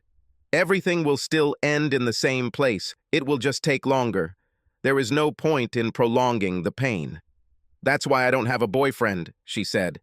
I don't want to put up with someone who cheats on me. I won't tolerate this even once. I try to explain to people all the time that if they decide to have sex with me, it's a contract. Once they're in my possession, they're my property, damn it. They no longer have the right to do this to anyone else. Even without a ring? I asked. You're never without a ring, she said. When we make love, it's a ring. Any relationship has the same meaning as a piece of metal. I've never heard such an expression. This girl could do a lot of damage to the jewelry industry. She quickly made a snack for both of us, and we went to bed. Well, we went to bed. I was very afraid of this girl. I tried to sleep facing her and as far away from her as possible, clutching the edge of the bed so as not to fall. I was sure that as I fell asleep, I heard her quiet laughter. When I woke up the next morning, I was still hugging the edge of the bed and still facing her. But for some reason, he still looked at her covered ass. She was wearing the smallest thong panties I had ever seen. I was sure that she put them on for my pleasure. She danced to an exercise DVD. It looked like a 20-minute workout from the 80s. This was before this 22-year-old girl was born. I think everything old eventually becomes new. She lunged deeply, and then I realized that I, too, had woken up. As I inhaled sharply, she turned to face me. And here it is, what she's been hinting at since I just woke up from a bender. See anything you like? She asked. That's all I could squeeze out. I put this on especially for you, she said, smiling. I usually do my little workouts naked, she said, but I didn't want my breasts to jump around here and embarrass you. And I also needed to put something on there too. I was worried about your reputation. I don't think it's right for a married man to date a naked woman, you know? I couldn't tell if she was teasing me or not. He took a deep breath to calm down. Looking back, it wasn't the smartest move in my life. I caught a healthy whiff of her feminine scent, mixed with a slight scent of sweat that only added to the pungent aroma. Can I use your shower? I asked, trying to change the subject. Cold or warm? She asked. I swallowed loudly. I only ask because this is a small apartment, with a very small water heater. If you need a warm shower, then maybe we should share. If you need a cold shower, then you're just wasting water because you'll probably need another one when you get back out. She grinned. "Molly, I thought you were a good girl," I said. "Why are you teasing me?" "Good girls need sex too," she said. "Actually, one of the ways I know I'm a good girl is that I haven't taken him yet. And I'm not teasing you. If you want something, all you have to do is take it." "But we both know I'm still a married guy," I whined. Even as I said this, I was beginning to doubt whether it mattered. "You are married in name only," she said. "You and I are alike, Jim. Once you saw her at the motel, her time was up and you were the winner. I really wish I had the opportunity to do as my grandmother did. Be friendly, but distant with you until 6 months to a year after the divorce is final. And then arrange it so that they accidentally run into you somewhere. We could have coffee and then you would ask me to go on a date with you. I would say no with my mouth because it's not appropriate for a nice girl to so easily agree to a date with an experienced married man. But even when my mouth would tell you no, my eyes would say, ask me again. So, after refusing you several times to test your persistence and my resistance, I would finally agree to go on a double date with you. That is, if you could arrange a date with one of my unmarried friends or relatives. After a couple of group dates, we would do something innocent and very public together. Then there would be a few casual dates, and finally, a more private dinner at one of our residences. Maybe on our second or third private dinner, we'd cuddle on the couch for a bit, and you'd ask me to marry you. I would say that I cannot agree to this without consulting my dad. I would arrange for you to meet him, and you would tell him your story and why you want to marry me. He would do everything he could to scare you to death, and then he would finally look at me, see how much I wanted you, and agree. Then my mother and I would organize the whole wedding. It would have taken us 6 or even 9 months to make all the preparations. By then, we would have known each other so long that we would truly be in love. We would become so close that nothing could separate us, not even bad sex. It used to be exactly like this. But Jim, this is the 21st century.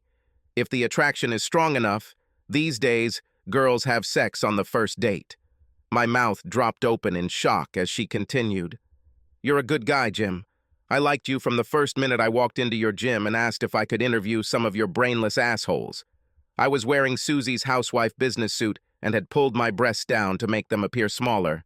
I wore plain glasses because I was truly interested in completing the assignment for my class and not in becoming a notch on some grasshopper's probe. The only guy who didn't try to hit on me even in my nerdy outfit was you. You did everything you could to try to help me and treated me with respect. That's the sign of a really good guy. Even now that you know what I really look like, I can say that you are a good guy. If you weren't a nice guy, you would have had sex with me when I brought you home. But instead, you're here, even as I escalate the teasing, trying to remain faithful to the woman who cheated on you. Such loyalty is rare. I think I deserve it. And since I'm the same person and we're clearly attracted to each other, I should propose and let you know I'm interested before some woman jumps on you when you're worried about yours." Wife. What was even more surprising was that she said all this without taking a breath. "But we barely know each other and I began. 13 years older than me," she said. "Who cares? I'm 22, and a woman. Most women mature faster than men. Your ex may be an exception. Anyway, I only have 2 or 3 days tops to make such a lasting impression on you that you'll want to keep coming all the way across the country to visit me." She smiled. "Wow," I said. "Okay," she smiled. "You knew I was smart. I just didn't know that I was so purposeful. But when I see something I want, I just go for it." I frowned as soon as she said that. She looked at me and understood how I felt. "Jim, your wife and I are completely different weapons," she said. "She's a rocket looking for any man. I don't know her, but I judge from what you told me. Watching you and communicating with you, I see that you gave this woman all the love you had. And this, more than anything else, is what I want. Like her, I am attracted to something so strongly that it can change my programmed course. But I'm a rocket looking for a heart. My targeting system will forever remain with the one man who loves me." The look she gave me made me pulse again and again. "Cold," I said. She looked at me strangely. "Shower." She started laughing loudly. I liked her laugh. An hour later, I was in the office waiting for the press conference to start. I answered a lot of questions, most of which were the same ones that other reporters from other magazines or newspapers had asked the day before. I think my answers were funnier than Al's. Towards the end of the press conference, I dropped a bombshell that launched newspaper stories around the world. A very nice reporter from the local newspaper raised her hand. Her raised hand caused all the guys around her to lower theirs as they stared at her breasts. "Coach, I'm sure you, like the rest of us, predict victory for your team," she began. "But what about numbers and statistics? Will Jamal get another double-double today and break the NCAA record for most points in a season?" All the male reporters smiled at her.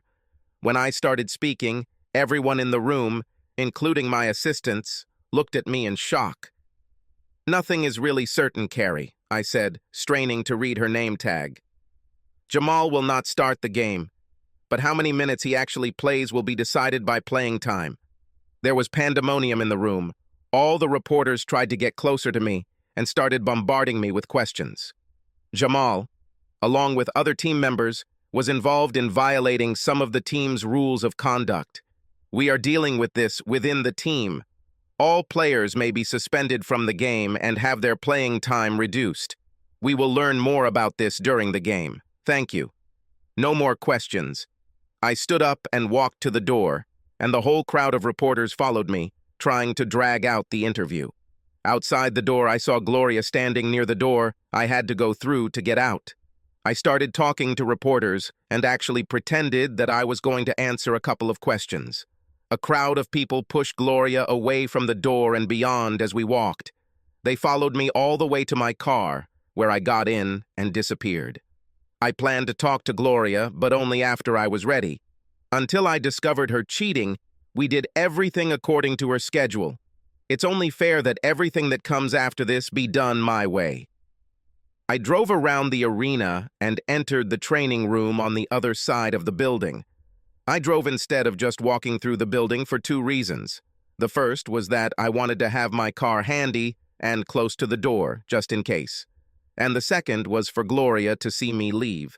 Then hopefully she won't try to stalk me. When I arrived in the training room, all the players were on their feet and moving. They shot, dribbled, paired up, and worked on defense. The change was amazing compared to the day before. Al approached me as I entered. "If I hadn't seen this with my own eyes, I would never have believed that this was possible," he said. "Look at these guys. You are an amazing coach." I shrugged. "I just like to know what the hell is going on so I can help you," he said. "In the last 2 days, you've gone from the happiest guy I know to the most depressed. And now you have that sparkle in your eyes that usually happens when we start the second half of a game trailing by 4 or 5 points. I have a feeling that someone has done something to you, and you are about to lose your course." "Elle," I said, "it's better for you not to know. Then all the consequences will be mine. Who knows, maybe you'll end up getting my job." And he smiled. I divided all the players into 2 squads. He gave one squad to Al to train and took the other for himself. Jean was the judge, and my other assistant, Carlos, assisted him. One boy ran into the hall. He came up to me and asked where he was signed up, on my team or on Coach Bundy's team. Al just shrugged his shoulders, and I took the guy on my team. He was 1 meter 65 meters tall and weighed about 90 kilograms. He wore huge glasses held on with tape and Converse All-Stars sneakers. Watching him as he walked onto the playing floor, I was tempted to laugh. He kept his arms straight at his sides and jumped so hard that you could feel the floor shaking every time he landed. He didn't look like NBA material, didn't look right for the NCAA tournament. In fact, he probably wouldn't have made the roster of most good high school teams. But he didn't know the meaning of the word quit. He spent the entire game running his flabby ass up and down the court. He was covered in sweat and smelled terrible. His glasses became so foggy that he had to constantly wipe them and pull them down over his nose, but he chased every ball and contested every shot. The shots he took were well chosen, and he had no problem passing the ball if he didn't have a shot. He was my starting point guard. When I announced the players who would start that night, everyone, including my coaches, had shocked faces. Even the players themselves came up to me and asked if I was sure I meant them. I told them all to go back to their hotels and get some sleep. I needed them all back in the arena 45 minutes before the game started. As the players and coaches left the room, I saw Dean Martin walking towards me. A very nice reporter from the local newspaper raised her hand. Her raised hand caused all the guys around her to lower theirs as they stared at her breasts. "Coach, I'm sure you, like the rest of us, predict victory for your team," she began. "But what about numbers and statistics? Will Jamal get another double-double today and break the NCAA record for most points in a season?" All the male reporters smiled at her. When I started speaking, everyone in the room, including my assistants, looked at me in shock. "Nothing is really certain, Carrie," I said, straining to read her name tag. "Jamal will not start the game, but how many minutes he actually plays will be decided by playing time." There was pandemonium in the room. All the reporters tried to get closer to me and started bombarding me with questions. Jamal, along with other team members, was involved in violating some of the team's rules of conduct. "We are dealing with this within the team. All players may be suspended from the game and have their playing time reduced. We will learn more about this during the game. Thank you." No more questions. I stood up and walked to the door, and the whole crowd of reporters followed me, trying to drag out the interview. Outside the door, I saw Gloria standing near the door I had to go through to get out. I started talking to reporters and actually pretended that I was going to answer a couple of questions. A crowd of people pushed Gloria away from the door and beyond as we walked. They followed me all the way to my car, where I got in and disappeared. I planned to talk to Gloria, but only after I was ready. Until I discovered her cheating, we did everything according to her schedule. It's only fair that everything that comes after this be done my way. I drove around the arena and entered the training room on the other side of the building. I drove instead of just walking through the building for two reasons. The first was that I wanted to have my car handy and close to the door, just in case. And the second was for Gloria to see me leave. Then hopefully she won't try to stalk me. When I arrived in the training room, all the players were on their feet and moving. They shot, dribbled, paired up, and worked on defense. The change was amazing compared to the day before. Al approached me as I entered. "If I hadn't seen this with my own eyes, I would never have believed that this was possible," he said. "Look at these guys. You are an amazing coach." I shrugged. "I'd just like to know what the hell is going on so I can help you," he said. "In the last 2 days, you've gone from the happiest guy I know to the most depressed. And now you have that sparkle in your eyes that usually happens when we start the second half of a game trailing by 4 or 5 points. I have a feeling that someone has done something to you, and you are about to lose your course." "Elle," I said, "it's better for you not to know. Then all the consequences will be mine. Who knows, maybe you'll end up getting my job." And he smiled. I divided all the players into 2 squads. He gave one squad to Al to train and took the other for himself. Jean was the judge, and my other assistant, Carlos, assisted him. One boy ran into the hall. He came up to me and asked where he was signed up, on my team or on Coach Bundy's team. Al just shrugged his shoulders, and I took the guy on my team. He was 1 meter 65 meters tall and weighed about 90 kilograms. He wore huge glasses held on with tape and Converse All-Stars sneakers. Watching him as he walked onto the playing floor, I was tempted to laugh. He kept his arms straight at his sides and jumped so hard that you could feel the floor shaking every time he landed. He didn't look like NBA material, didn't look right for the NCAA tournament. In fact, he probably wouldn't have made the roster of most good high school teams. But he didn't know the meaning of the word quit. He spent the entire game running his flabby ass up and down the court. He was covered in sweat and smelled terrible. His glasses became so foggy that he had to constantly wipe them and pull them down over his nose, but he chased every ball and contested every shot. The shots he took were well chosen, and he had no problem passing the ball if he didn't have a shot. He was my starting point guard. When I announced the players who would start that night, everyone, including my coaches, had shocked faces. Even the players themselves came up to me and asked if I was sure I meant them. I told them all to go back to their hotels and get some sleep. I needed them all back in the arena 45 minutes before the game started. As the players and coaches left the room, I saw Dean Martin walking towards me. "Jim, what the hell is going on?" he asked me. "I don't know anything about players violating any rules of conduct. Do we even have them? Hell, when you started raiding prisons to find players, I was looking the other way. When you gave a basketball scholarship to a wrestler, I pulled some strings and arranged for his eligibility to compete. Even negotiated for the guy who can't dribble so he wouldn't have to redshirt for a year. Nobody cared because, damn it, I can play better than him. And the Polish guy, he didn't even have a school certificate. We had to start the damn GED program so he could take the classes he was qualified for." I nodded. "Perhaps you shouldn't have done that," I said. "Maybe it would be better for you and me and everyone else if we just left sleeping dogs lying." "Jim, we're friends," he said. "At least I'd like to think so. Can you please tell me what the hell is going on? If you found out, you would be forced to do something. Knowing would probably also make your life worse," I said. "That way, if you don't like it or can't handle what's going on, you can always just fire me." "God, I hope your team isn't so good next year," he said. "Well, I mean, I like the amount of money that goes into college, but damn, it's just not worth the pressure and scrutiny." I snuck back into the office and made a few phone calls, including to Molly to ask for a favor.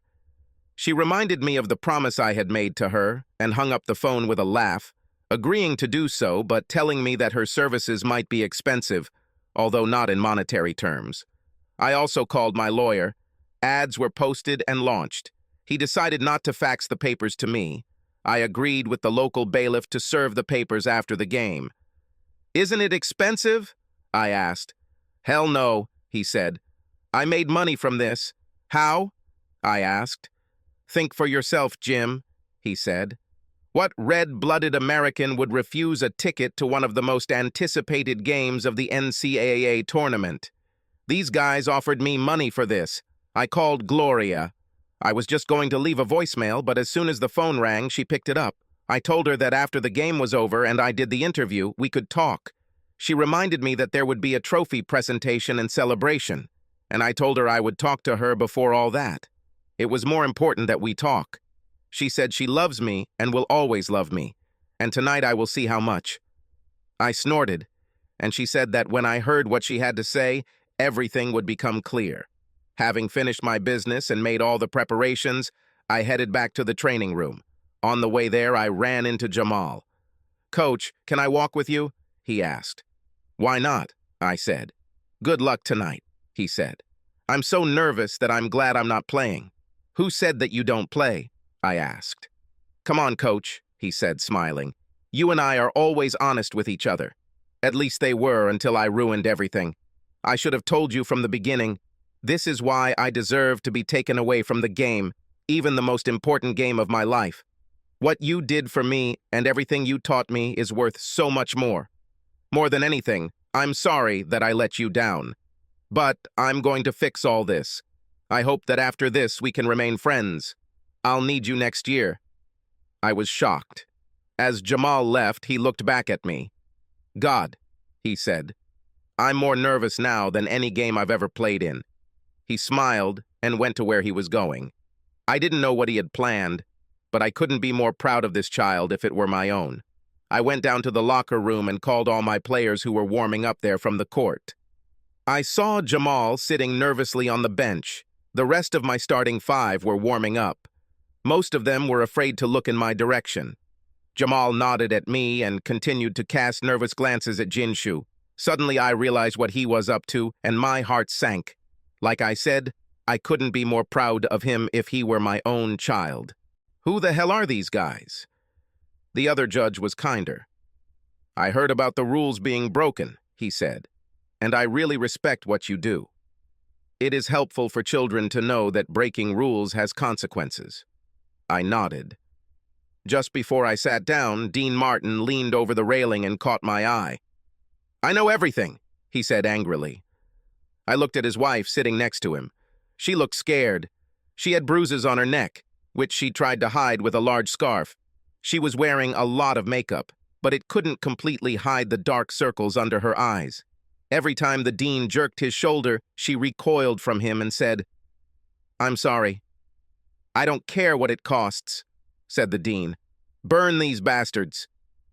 The game began, and silence reigned in the arena. 20,000 people sat back, jaws dropped, wondering what the hell was wrong with me. I think they all expected some kind of dramatic statement or one of my well-known tricks. Everyone was waiting for my real team to come out and start playing. But this did not happen. Igor, Tim, Joel, and Billy sat with their hands folded, begging to be let in. They apologized, begged, and I ignored them all. Only Jamal smiled but did not look at me. His gaze was drawn to the beautiful young woman behind the coaching bench, sitting next to Jean's wife. Al also pointed to the bench. He pointed at Gloria. She did her best to look great. I styled my hair and put on a new dress. She looked straight at me, tears streaming down her face, and she screamed, "No!" Her tears had caused her makeup to run, giving her the appearance of a wild raccoon. And the dress she bought was a little tight for her. I smiled as she tried to get my attention. My team gave it their all. They were busier than a bunch of one-legged people at a competition kicking, but it was all in vain. The final score was much closer than I thought. We lost, but only slightly. The final score was 156.9. All 9 of our points came from 43 trips to the free throw line. All the other coaches moved away from me as the crowd started throwing things at me during the game. I waved to the crowd, showing off my goofiest smile as they booed me. After the game, I went up and congratulated the opposing coach. He shook my hand firmly and said that I had dignity the size of an elephant. My interview was short and sweet. I'm just saying, it was a tough game with a very close score, and we came out of it defeated but proud. I heard a few chuckles and was sure one of these experienced and professional sports writers farted loudly when I said that. I talked about how the true purpose of sports is to instill morals and good values in our youth, and that, in my opinion, it is more important to teach the consequences of bad behavior than to win. Everyone looked at me like I was an idiot. I was sure I heard someone ask what planet I was from. Then, for the first time in weeks, everyone just left me alone. They scattered around the floor to interview the winning coach and congratulate him on reaching the Final Four. I turned around and saw Gloria walking towards me. She swayed as if she had been hit hard. She clutched her chest as if she had heart problems. "Jim, honey, you ruined us," she said. "It was all in vain. How could you do this? You don't even know what you've done." Before she approached me, I received a surprise. Obviously, basketball fans come in both genders. A pretty young woman who looked like a college student stood between me and Gloria. She looked bored and appeared to be chewing gum. "Are you Gloria Turner?" she asked. Gloria nodded. "Are you sure?" she asked. Gloria opened her purse and showed the girl her driver's license. I really think Glo thought she had won one of those prizes they give out in the arena. Watching her, I was sure of this. "What did I win?" Gloria asked. "I hope it's money. I really need them now." "You've been served," the girl said, loudly clicked her gum and left, and Gloria remained standing with a shocked look. "It's all in vain," Gloria muttered. At the other end of the floor, I saw Jamal stand up and slowly walk towards Jean. He touched his shoulder and spoke to him. Jean looked confused, and Jamal pointed to Jennifer, who was standing at the podium. The next moment, Jean beat the cowboy crap out of Jamal. Jamal fell down and was knocked out. Jennifer ran downstairs and jumped to the floor, covering Jamal and standing between him and her father. I turned to see a tall, slender woman in an incredible red dress talking to Billy. He got up from the bench and tried to hug her. She continued to pull away from him in a teasing manner. They left the arena together. "Some guys are lucky in everything," Al said in my ear. Around this time, a scream was heard in the air. "Divorce? There will be no fucking divorce!" Gloria shouted. "Not after all this." She picked up full speed again and headed towards me. This time there was fire in her eyes. Before she could get there, she was intercepted again. This time, two very large men wearing sunglasses entered the building.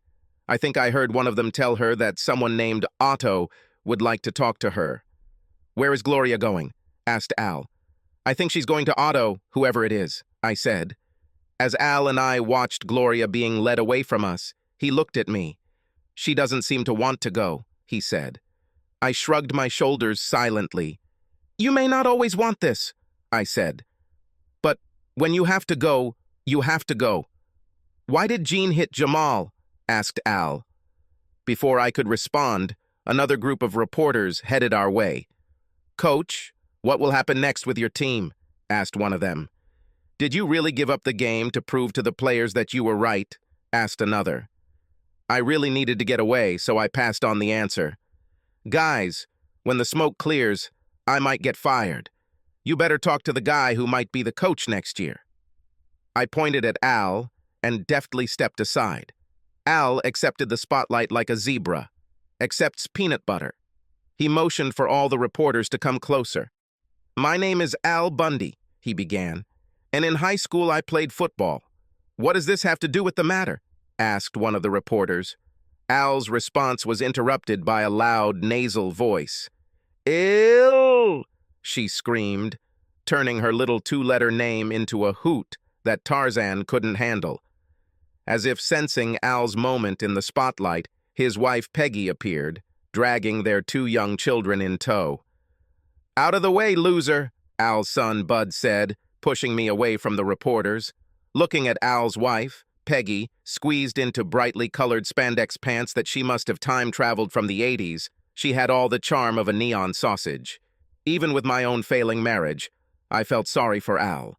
I left the building just in time to see 3 police officers dragging my center, Billy Bathgate, out of a bar across the street. Billy kicked and screamed at the top of his lungs. "You pigs gave me this crap," he shouted, "and this bitch teased me." I asked the officers what happened, told them I knew him, I was his coach. I was told that he followed a woman into a bar and began to harass her, while telling her that he was going to become a famous basketball player.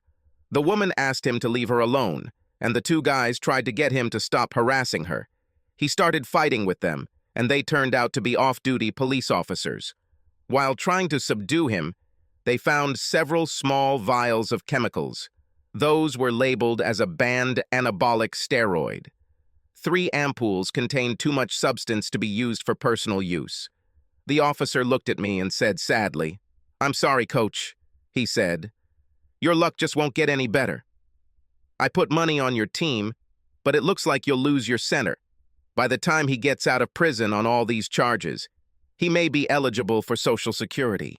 The 3 things a judge hates most are guys who harass women, guys who hit cops, and guys who try to sell illegal substances. "Can I give him a card with the lawyer's name on it?" I asked him. He nodded, and I showed him the business card. It didn't actually have the lawyer's name on it. The front of the card said, "Don't use illegal substances," and my real message to him was on the back.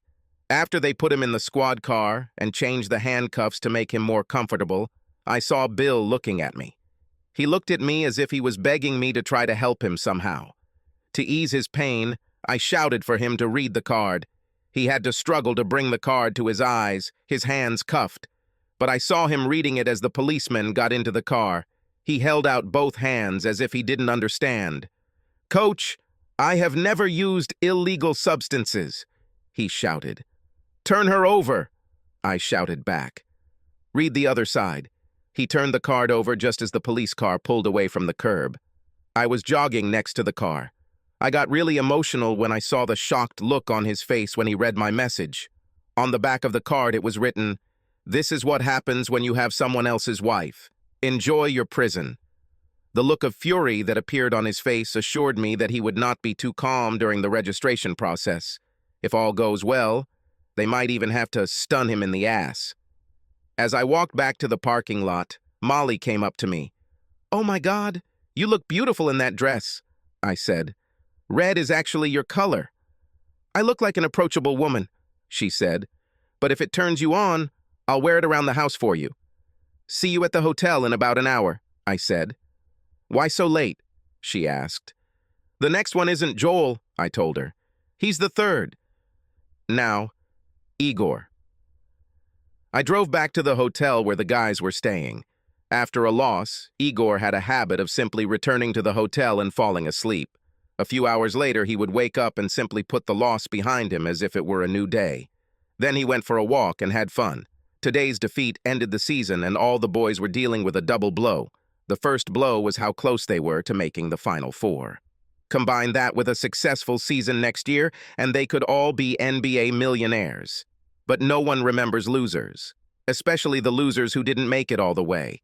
They could still make it to the NBA with a good season the following year, but most of them knew that if they didn't find a way to get along with me, they wouldn't even play for me next year. Plus, they would have to serve a year if they could transfer elsewhere. Transferring was also a problem because most of them knew that most colleges wouldn't take all the risks I took to get them on the floor. When Igor saw me at the hotel, he quickly headed in my direction. "Coach!" he shouted. "Can I talk to—" Before he could finish speaking, he was grabbed by 4 hefty guys in jackets with the inscription INs on the back. "Valdemar Shevchuk, we would like to talk with you in the city center," said one of the guys. "You took the wrong one," said Igor. "Then who are you?" asked one of the agents. "I am Igor Vastichevsky," said Igor. All 4 agents looked at each other and gave each other familiar smiles.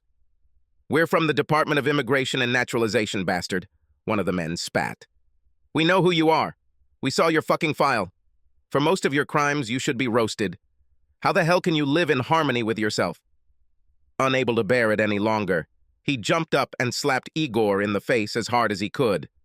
"What have I done?" Igor shouted. "You're a Pole, but you work as a hitman for the Russian mafia!" Another agent spat. "What the hell are you talking about?" Igor shouted. "Yes, I'm Polish. I am Polish-American. Born in Hamtramck, near Detroit. I am a basketball player, worked in a bakery. I have documents." They turned him around and pulled out his wallet. "Well, one more proof," said one of them. He viciously poked Igor in the side with his elbow. "Look at this dossier," he hissed.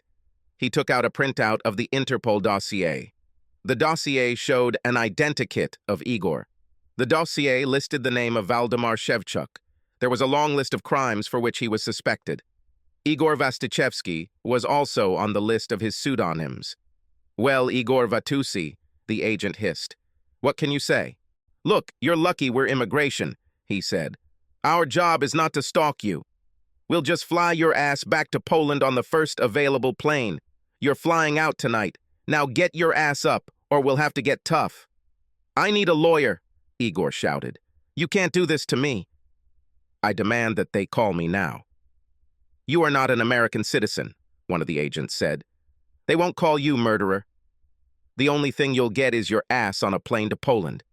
They lifted him to his feet, and Frog marched towards the door. As they passed me, he shouted to me, "Coach, tell them who I am." "Sorry," I said. "You've probably confused me with someone who doesn't give a damn.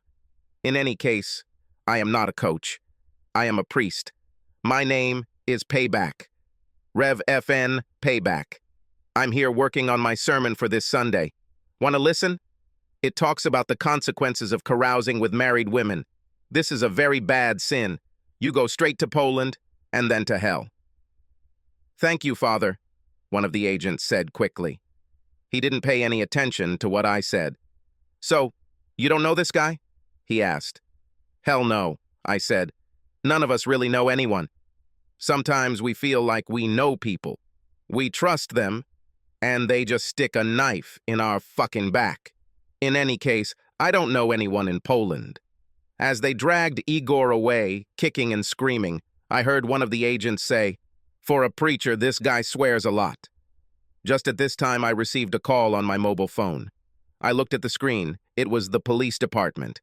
They had 2 officers in the hotel office, and they asked me to come there immediately. I smiled and went to the office. When I got there, 2 police officers, a man and a woman, were trying to calm a very hysterical woman. It was Molly, still in her red dress. "Coach, thank you for coming," the female officer said. "Listen, I sympathize with you from the bottom of my heart. It was a real ass-whipping for your team tonight. They say this is the worst loss in the history of the NCAA tournament. There's talk of naming a trophy after you. I think I heard he would be wearing something that looked like his butt was being hit with a belt." "Thank you," I said sarcastically. "I just want to check out of here and go home. Unfortunately, I'll be here for another day or so. I have some issues to deal with, and I have to get my team home and get ready for next year." "Well, coach," she said, "we have a problem." "Well, you know those discipline problems you had with your starting five? Now, this could be even worse. Everyone respects what you did. Well, maybe not everyone. Okay, I'm sure someone somewhere respects what you did. I just don't know them. Either way, I think this time it's a little more serious than if your guys had a few beers or had sex with a cheerleader after curfew." "Not prohibited substances?" I asked. My eyes widened, and I pretended to be shocked. "Coach, this poor woman claims that she had an affair with one of your players." "What's happened?" I asked. "Was he too rude to you, or forced you to do something you didn't want to?" "I'm sorry for you, ma'am, but if you went to his room voluntarily, that implies consent." Molly straightened up and walked towards me. The male cop gulped loudly when he saw how tight her dress was, and there's something about a woman in a red dress that screams accessibility. "With the right guy," Molly grinned, "there is no such thing as too rough. And with the right guy, I can't think of anything I wouldn't want to do to please him. The problem is that the bastard stole my grandmother's ring. She left it to me when she died, and it's a family heirloom. She took out a photograph of herself, which showed a ring. The photo was amazingly clear. It's as if we took it off a few hours ago specifically to show off the ring. Maybe you accidentally left it in his room and he doesn't even know it's there," I suggested. Both officers looked at me and shook their heads. "Coach, while your players are away from home, you and the university are responsible for them. Can you give us permission to search his room since the university is paying for it? If we don't find anything, we won't even need to bother him about it." "How do you like this?" asked the female officer. "It's like he was set up," I said. "How does she even know that he has her stupid ring?" Molly spoke again. "The girl he was with after me is one of my sorority sisters," she croaked. "Betsy came and said she saw my ring on his nightstand, but didn't think about it until she saw me again." "Okay, let's get this over with," I said angrily. We walked outside the hotel to the bungalows where the team was staying. Each guy had his own small room with a separate entrance. I looked at my list as if I didn't know which one belonged to Joel. The officers used their hotel pass and entered the room. They looked around the room and found nothing. I looked at them smugly. A female officer looked into Joel's suitcase and came out with a huge bag of a controlled substance. I was shocked because Molly and I didn't throw him up when we brought in the ring. It actually belonged to Joel. "Coach, we'll have to arrest him," the female officer said. "You have neither a warrant or probable cause," I said. "We came here looking for a ring, and we found his personal collection of oregano. He eats a lot of salads, and these hotels never have the right kind of oregano." A male policeman came out of the bathroom and called us. The medicine cabinet contained several bottles of pills that appeared to be some kind of prescription medication. Next to them lay a ring. They took some photos of the medicine cabinet and returned the ring to Molly. She looked at me and smiled. "Who are you, the coach or his lawyer?" She grinned triumphantly as she walked away. The policewoman tapped me on the shoulder and told me how sorry she was. "You don't know where he is now?" she asked. I gave her the number of the Criminal Investigation Agency and told her that since Joel was on the tracker, they would be able to tell her his exact location. I let a few tears fall from my eyes and she patted me on the back. "He had to change his life," I sobbed. "You can't save them all, Coach," she said. "When we pick him up, we'll call you." "Don't worry," I said. "I can't bear to see him in prison again. He's like a son to me."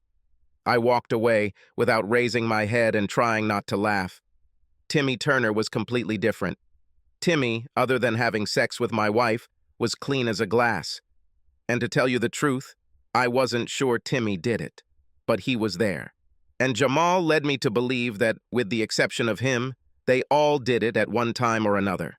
Timmy was quite normal, worked a lot on his shots, apart from the other parts of his game. He took today's defeat much worse than the rest of the team, perhaps because he knew that this team was his only chance to become a professional. His best hope was that he could make enough shots to earn the attention of an NBA coach who might want to use him the way I did. If he doesn't make the Final Four this year, much less play next year, he could end up back home at Walmart or a coal mine much sooner than he thought. Timmy was sitting at his computer writing me an apology email when he received the email himself. When he opened the letter, a message flashed on the screen in huge letters. "This is what you get when you have sex with a married woman." He couldn't understand it. He also couldn't figure out where the message came from. Before he could do anything, the door shattered into pieces and 3 guys ran into the room. "Tax office," they shouted. "Are you Timmy Turner?" they asked. He nodded with eyes as big as saucers. "Who are Cosmo and Wanda?" they asked him. "I don't know any Cosmo or Wanda," replied Timmy, who still didn't understand what was going on. "If you don't know them, then why did they put money in your bank account?" asked one of the agents. "Isn't it extremely weird when someone just puts money into someone else's account?" Timmy was taken to the city center and kept there. Eventually, Timmy had to hire a lawyer. He was accused of accepting bribes to influence the outcome of basketball matches. The money that was deposited into his account was traced to Gloria's secret account. But I already knew about this, since I was the one who sent him the money. When it was over, Timmy was banned from playing again, and serious charges were also brought against Gloria. I returned to Molly and found her sitting on the couch, still in her red dress. I hugged her and thanked her. During that hug, she pressed herself against me and teased me to death, but I think we both knew that nothing would ever happen between us. This is not one of those stories where a divorced guy finds a hot young woman to replace his cheating wife. I hugged her one last time and told her that if she needed anything, she shouldn't be shy and call me. For the first time in several days, I returned to the hotel. I still had the electronic key, so I opened the door. Gloria hurriedly collected her things and muttered something to herself. 2 guys who looked like FBI agents were sitting at the table. They waved to me as I entered. Gloria turned and looked at me, noticing for the first time that I was in the room. She came up to me and extended her arms, as if she really wanted to hug me. I shook my head, causing her to stop immediately. "We need to talk," she said. I nodded. "Can we have a minute?" She turned to the agents. "We'll be outside," they said. "Remember that you are doing this voluntarily. Therefore, there is no need to try to escape or do anything secretly. If you don't want to go, just tell us, and we'll go our way." Gloria nodded, and the guy closed the door behind him. "Jim, we really need to talk," she said. "You already said that," I told her. "Well, I know you know what I did," she said. "I'm sorry, but it didn't work. I bet way more than I should have and lost. I thought there was no way the team could lose. I don't know why you removed the starting 5 and put these fucking nerds on the floor. Hell, even I can play better than them. They don't know how to throw. They can't pass. They can't even dribble, and I don't think any of them can even spell the word defense, let alone play in it. I was so shocked when I heard that your guys were benched for disciplinary violations. But since the game, I've been hearing rumors about what they did, so I guess you had no choice. I just want you to know how this will turn out for us." "I knew," I said, "and most of their crimes happened after the game." "Then it was stupid of you to bench them," she said, "because losing that game destroyed us." "It destroyed you, Gloria," I said. "I'm fine. In fact, after the divorce, I will just start over and move on with my life." "But," she looked shocked. "Why, don't you understand me?" "I more than understand, Gloria," I said. "I planned this. Put them on the bench, knowing that you would bet more money than you have. Some of the rest was also my plan, and some were just luck." "Jim, you really don't understand," she said. "Do you understand that I am in danger because of what you did? I'll have to go to jail for a while, and even when I get out, we'll have to go into witness protection." She looked at me with a shocked expression. "Why did you do that? I thought that you loved me as much as I love you." I snorted loudly. Yes, you really love me, I said. You love me so much that you made love to other guys.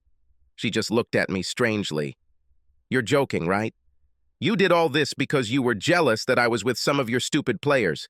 Jim, I still love you, but you're a fucking idiot. You do not understand anything. Damn it, she said. That's why I couldn't tell you about it from the very beginning. Men are so stupid. Well, you don't have to worry about stupid old me anymore, I said. Just sign the divorce papers, and you can go wherever you want and be with whoever you want. I can do it right now, she said. No, and you can't stay married to me, I said. What are you going to do, beat me up like Dean Martin beat his wife? She asked. You will never hit me. You love me too much. You're right, I said. But we are getting divorced. No, we're not getting a divorce, she said. Don't you understand? This was all for our sake. I looked at her like she was crazy. Jim, I love you with all my heart and soul, she said. I already told you that you are the only man I want to have sex with. You and I are kindred spirits. I want you to be happy, but I need to be happy too. And sex with others makes you happy, I said. Then maybe I need someone else in my life. I keep trying to tell you that it's not about sex, she said. Then what about? I asked. If it's not about sex, then why the hell were you having sex with my players? Seeing you with them, Gloria, broke my heart. She looked at me again and suddenly realized what was happening. Jim, I never meant to hurt you. That's why I tried to make sure you never found out. It was for both of us. Since we have been together, I have been the happiest woman on earth. Every time I look at you, I see so much love coming from you that I just love wrapping myself in that love and your hugs.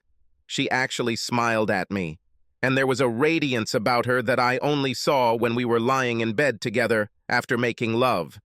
She came up to me and took my hand, and that's when I realized that I still loved her, despite what she had done. Jim, you always tell me that you're ready to give me whatever I want, and you know what? I believe you. That's why I want to give you something too. I wanted to give you something for both of us. But the problem is with both of us. My body failed us. That's why I can't get pregnant. I squeezed her tighter.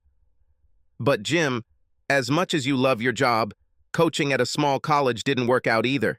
I never wanted to force you to leave here, but you just don't get paid enough for us to find a surrogate or even try any of the IVF methods. So, if we were going to have a baby, I had to find us some serious money. I started slowly, and over time, I was able to create my own nest. But then I lost and went back to the beginning.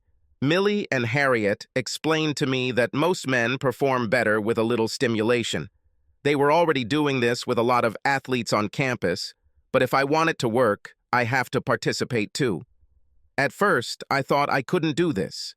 I came up with all the reasons why I shouldn't do this. This is deception. This is wrong. I thought about all this. But then I realized that sometimes you want something so badly that you have to go beyond it. Well, like you did when you assembled the team. Even Millie and Harriet's husbands knew that assembling this team put you on edge. Hell, you even followed guys into prison. So I decided that I just as much want to give you a child, so I have to be willing to take the risk. What about sex? What kind of sex? Sex is what you and I do. These young guys don't know how to use what they have. I don't have any feelings for them at all. Every time I thought about only two things. The first is to get the money we need, and secondly, find the right doctor and a suitable surrogate mother who will bear our child. Thus, he or she will be our child. He will have all of our genetic material and will be the perfect synthesis of both of us. We need almost $500,000, and your work will never give us that kind of money. In 20 years, you can become our son's coach, dear. Isn't that great? Wouldn't all this be worth the few rules we broke? Everything will be as it could be for you. You took a bunch of losers that no one wanted, a bunch of broken toys, and almost made it to the Final Four. The only reason you didn't make it is because you decided not to make it. I thought the same way about my goal. I almost had the money I needed for our child. So, Gloria, I said slowly, let me clear things up. You cheated on me.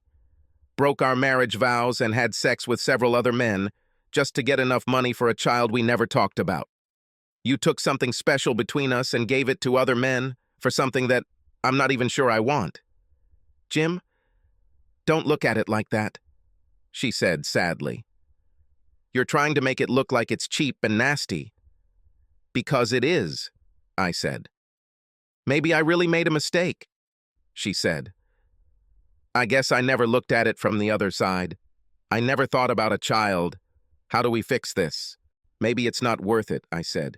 You were always special to me, and I always loved you, Glow, but most of that was because we belonged only to each other. When we first met, you got really angry because I thought you were one of those young girls who hung out with the guys on the team and had sex with them. Most of these girls were very young. You know, they were in that age group of 19 and 20 years old, where they really don't understand the value of what they're giving. But you are a 35-year-old woman who supposedly knew that when we first met over 10 years ago, if I wasn't interested in a young, available woman, then why should I be interested in an old one now? But we love each other, she said. It shouldn't have ended like this. Call me sometime, Glow. Maybe we can talk about old times, I said. But you did the same to your team, she said. And it blew up in my face, I said. Now I have to start all over again. And this time, I'll be more careful. And you can go into a mindless defense and do the same. You can start over with someone else. You are still a beautiful woman. Jim, come with me, she said. I know I screwed up. I won't do this again. It tears you apart. You still love me, and I love you. Why hurt yourself? Suspicions and regrets, I said. I once read an article where a guy talked about which of these things is easier to live with. Deep down, on some level, you liked having sex with those guys. You couldn't keep doing it this long if it was completely unpleasant, and we both know it. It may not have been your intention, and sex wasn't the reason you did it, but you did it. Someday you'll want to do this again. We're both getting old. Sooner or later I won't be able to perform at the level you expect, and you might want to try again. Whether it happens or not, this time will always be in my memory. I'll always wonder if you do this. I would follow you around and never fully trust you even if we return the love. On the other hand, if we end this now, you're right, I'll probably regret it. I'll miss you, and you'll be a difficult follower if I'm ever lucky enough to find love again. Is it easier to live with the suspicion that you might hurt me again, or with the regret that I let what we have ended? She looked at me again with her beautiful eyes. I'll choose regret, I said.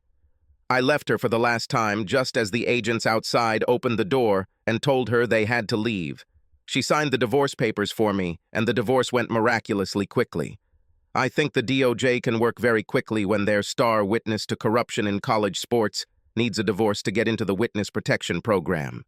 I went home to my old house, but since the press practically lived on my porch waiting for the story, I had to leave. I came here to Crystal Lake to think about what happened and try to decide if I made the right choice. The breeze over the lake was calming, but everything was too strange. I always felt like someone was watching me. One morning, while going for a walk, I found a hockey mask on the porch. I decided that regardless of whether my choice was right or wrong, I would now have to live with it. Whatever was driving me, pain, anger, an indignant sense of justice, or just my fragile male ego, it's over, and I must move on. The dean was so angry with the vice principal that he gave me his job, because I served as both athletic director and basketball coach. Even at our small school, I received a huge raise. I could even afford the cost of having Gloria's child. Just the thought of it made me cry. I spent the summer traveling, trying to forget what I had lost. I didn't go on dates or even communicate. I started looking for my next team. It wasn't so difficult anymore. Making the Elite Eight earned me much better recruiting classes. In addition, my reputation as a player who does not tolerate any criticism and is not afraid to bench. Even his stars has earned me a lot of respect. I received several job offers that could have brought me more money, but I stayed in my job. Loyalty meant a lot to me. I really threw myself into my work. I made sure that every player on my team was well versed in the fundamentals of the game, and all my players were equal. Places in the starting lineup were based on both skill and hard work. There were no more prima donnas on my team. Every evening, I returned home to a lonely, empty house for a battle with a bottle that I knew I would eventually lose. From time to time, they call me on the phone. My caller ID said number unavailable, and I knew who it was.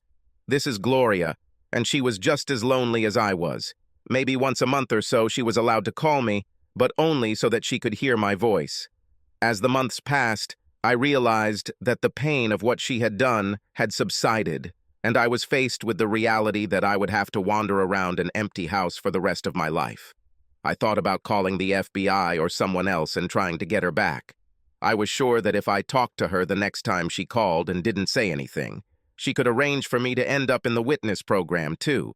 But deep down, I knew that I couldn't do that. She betrayed me in the worst possible way, and for the stupidest reason. For some reason, I just couldn't take her back. It would probably be better if I ended my life as a decrepit old man whose life consists of nothing but basketball and my Mustang. March Madness was about us all going a little crazy and ending up losing. Most of the players lost their chances at a great life. Gloria lost her marriage and her freedom, and I lost mine, too. I was destined to become that lonely, grumpy old man I just mentioned. I'm sure many people would like this story to end this way. Fuck them. It's not like that. Jamal made it through even though he lied. When he approached Jin after the game, he told him that his daughter was pregnant. From the very beginning of this story, I talked about what a good guy Jamal was and how smart he was. He graduated from college and received a diploma. He was also taken by the Charlotte Hornets in the second round of the draft. I helped him find an agent. I hope that someday, when his career is over, he will come back and work with me. Jean insisted that Jamal marry Jennifer because she became pregnant with his child and constantly talked about how much she loved him. Jamal married her without hesitation, and they were happy. It took Jean several months to realize that he had been fooled. Jamal lied. Jennifer was not pregnant. Jamal just knew that Jean would force him to marry his daughter if he thought she was pregnant, which is what he wanted all along. I told you this guy was smart. Jennifer did become pregnant, but only 2 years later. Less than a year after the whole Gloria thing happened, I was walking into my office. My team finished second in our conference, and although we weren't ready for the tournament yet, I had a good feeling about it. We had to return to the big sport, and soon. Maybe it will happen next year, or maybe the year after. But we were good, and this time I did everything right. I built trusting relationships with these players, and by trusting them, I found freedom. I have gained the ability to open my heart and trust others again. "Hey, Jim," Al said. "Some woman is waiting for you in your office." I opened the door and saw Molly sitting not at my desk, but in my chair. I tilted my head and looked at her. "I had to take classes all year round so I could graduate early," she said. "I'm now a fully qualified sports psychologist, and that's exactly what you need." "What are your salary requirements?" I asked. "I don't care about all that crap," she said. "I know that you will pay me as much as the work might cost, and it doesn't matter because I already have housing and transportation." "Well, that's good," I said. "I like it when my staff can get to work on time." "Okay, stop this talk about sex. Otherwise, I'll have a sexual harassment case," she said. "What conversations about sex?" I asked. "You were talking about your staff," she grinned. "And I've been thinking about your staff for a long time." We both laughed. "So where are you staying?" I asked. We have, she said. "So I think I should show you around and introduce you to the rest of the faculty," I said. "I have to find you an office." "And it should be somewhere near yours," she grinned, "because I really don't like walking. But first, would you like to take care of something?" "For example?" I asked. "To say that I completely forgot Gloria and missed you very much. Or say that I would like to try with the USA. I already know all this." "I knew you needed time to get over your ex," she said. "I gave it to you while I was getting my diploma. I thought that 10 or 11 months would be just right. I also already knew you liked me when I stuck my ass out for you." "That doesn't prove anything," I said. But only someone who cares about me would sleep next to me after that and not try to take advantage of me, she said.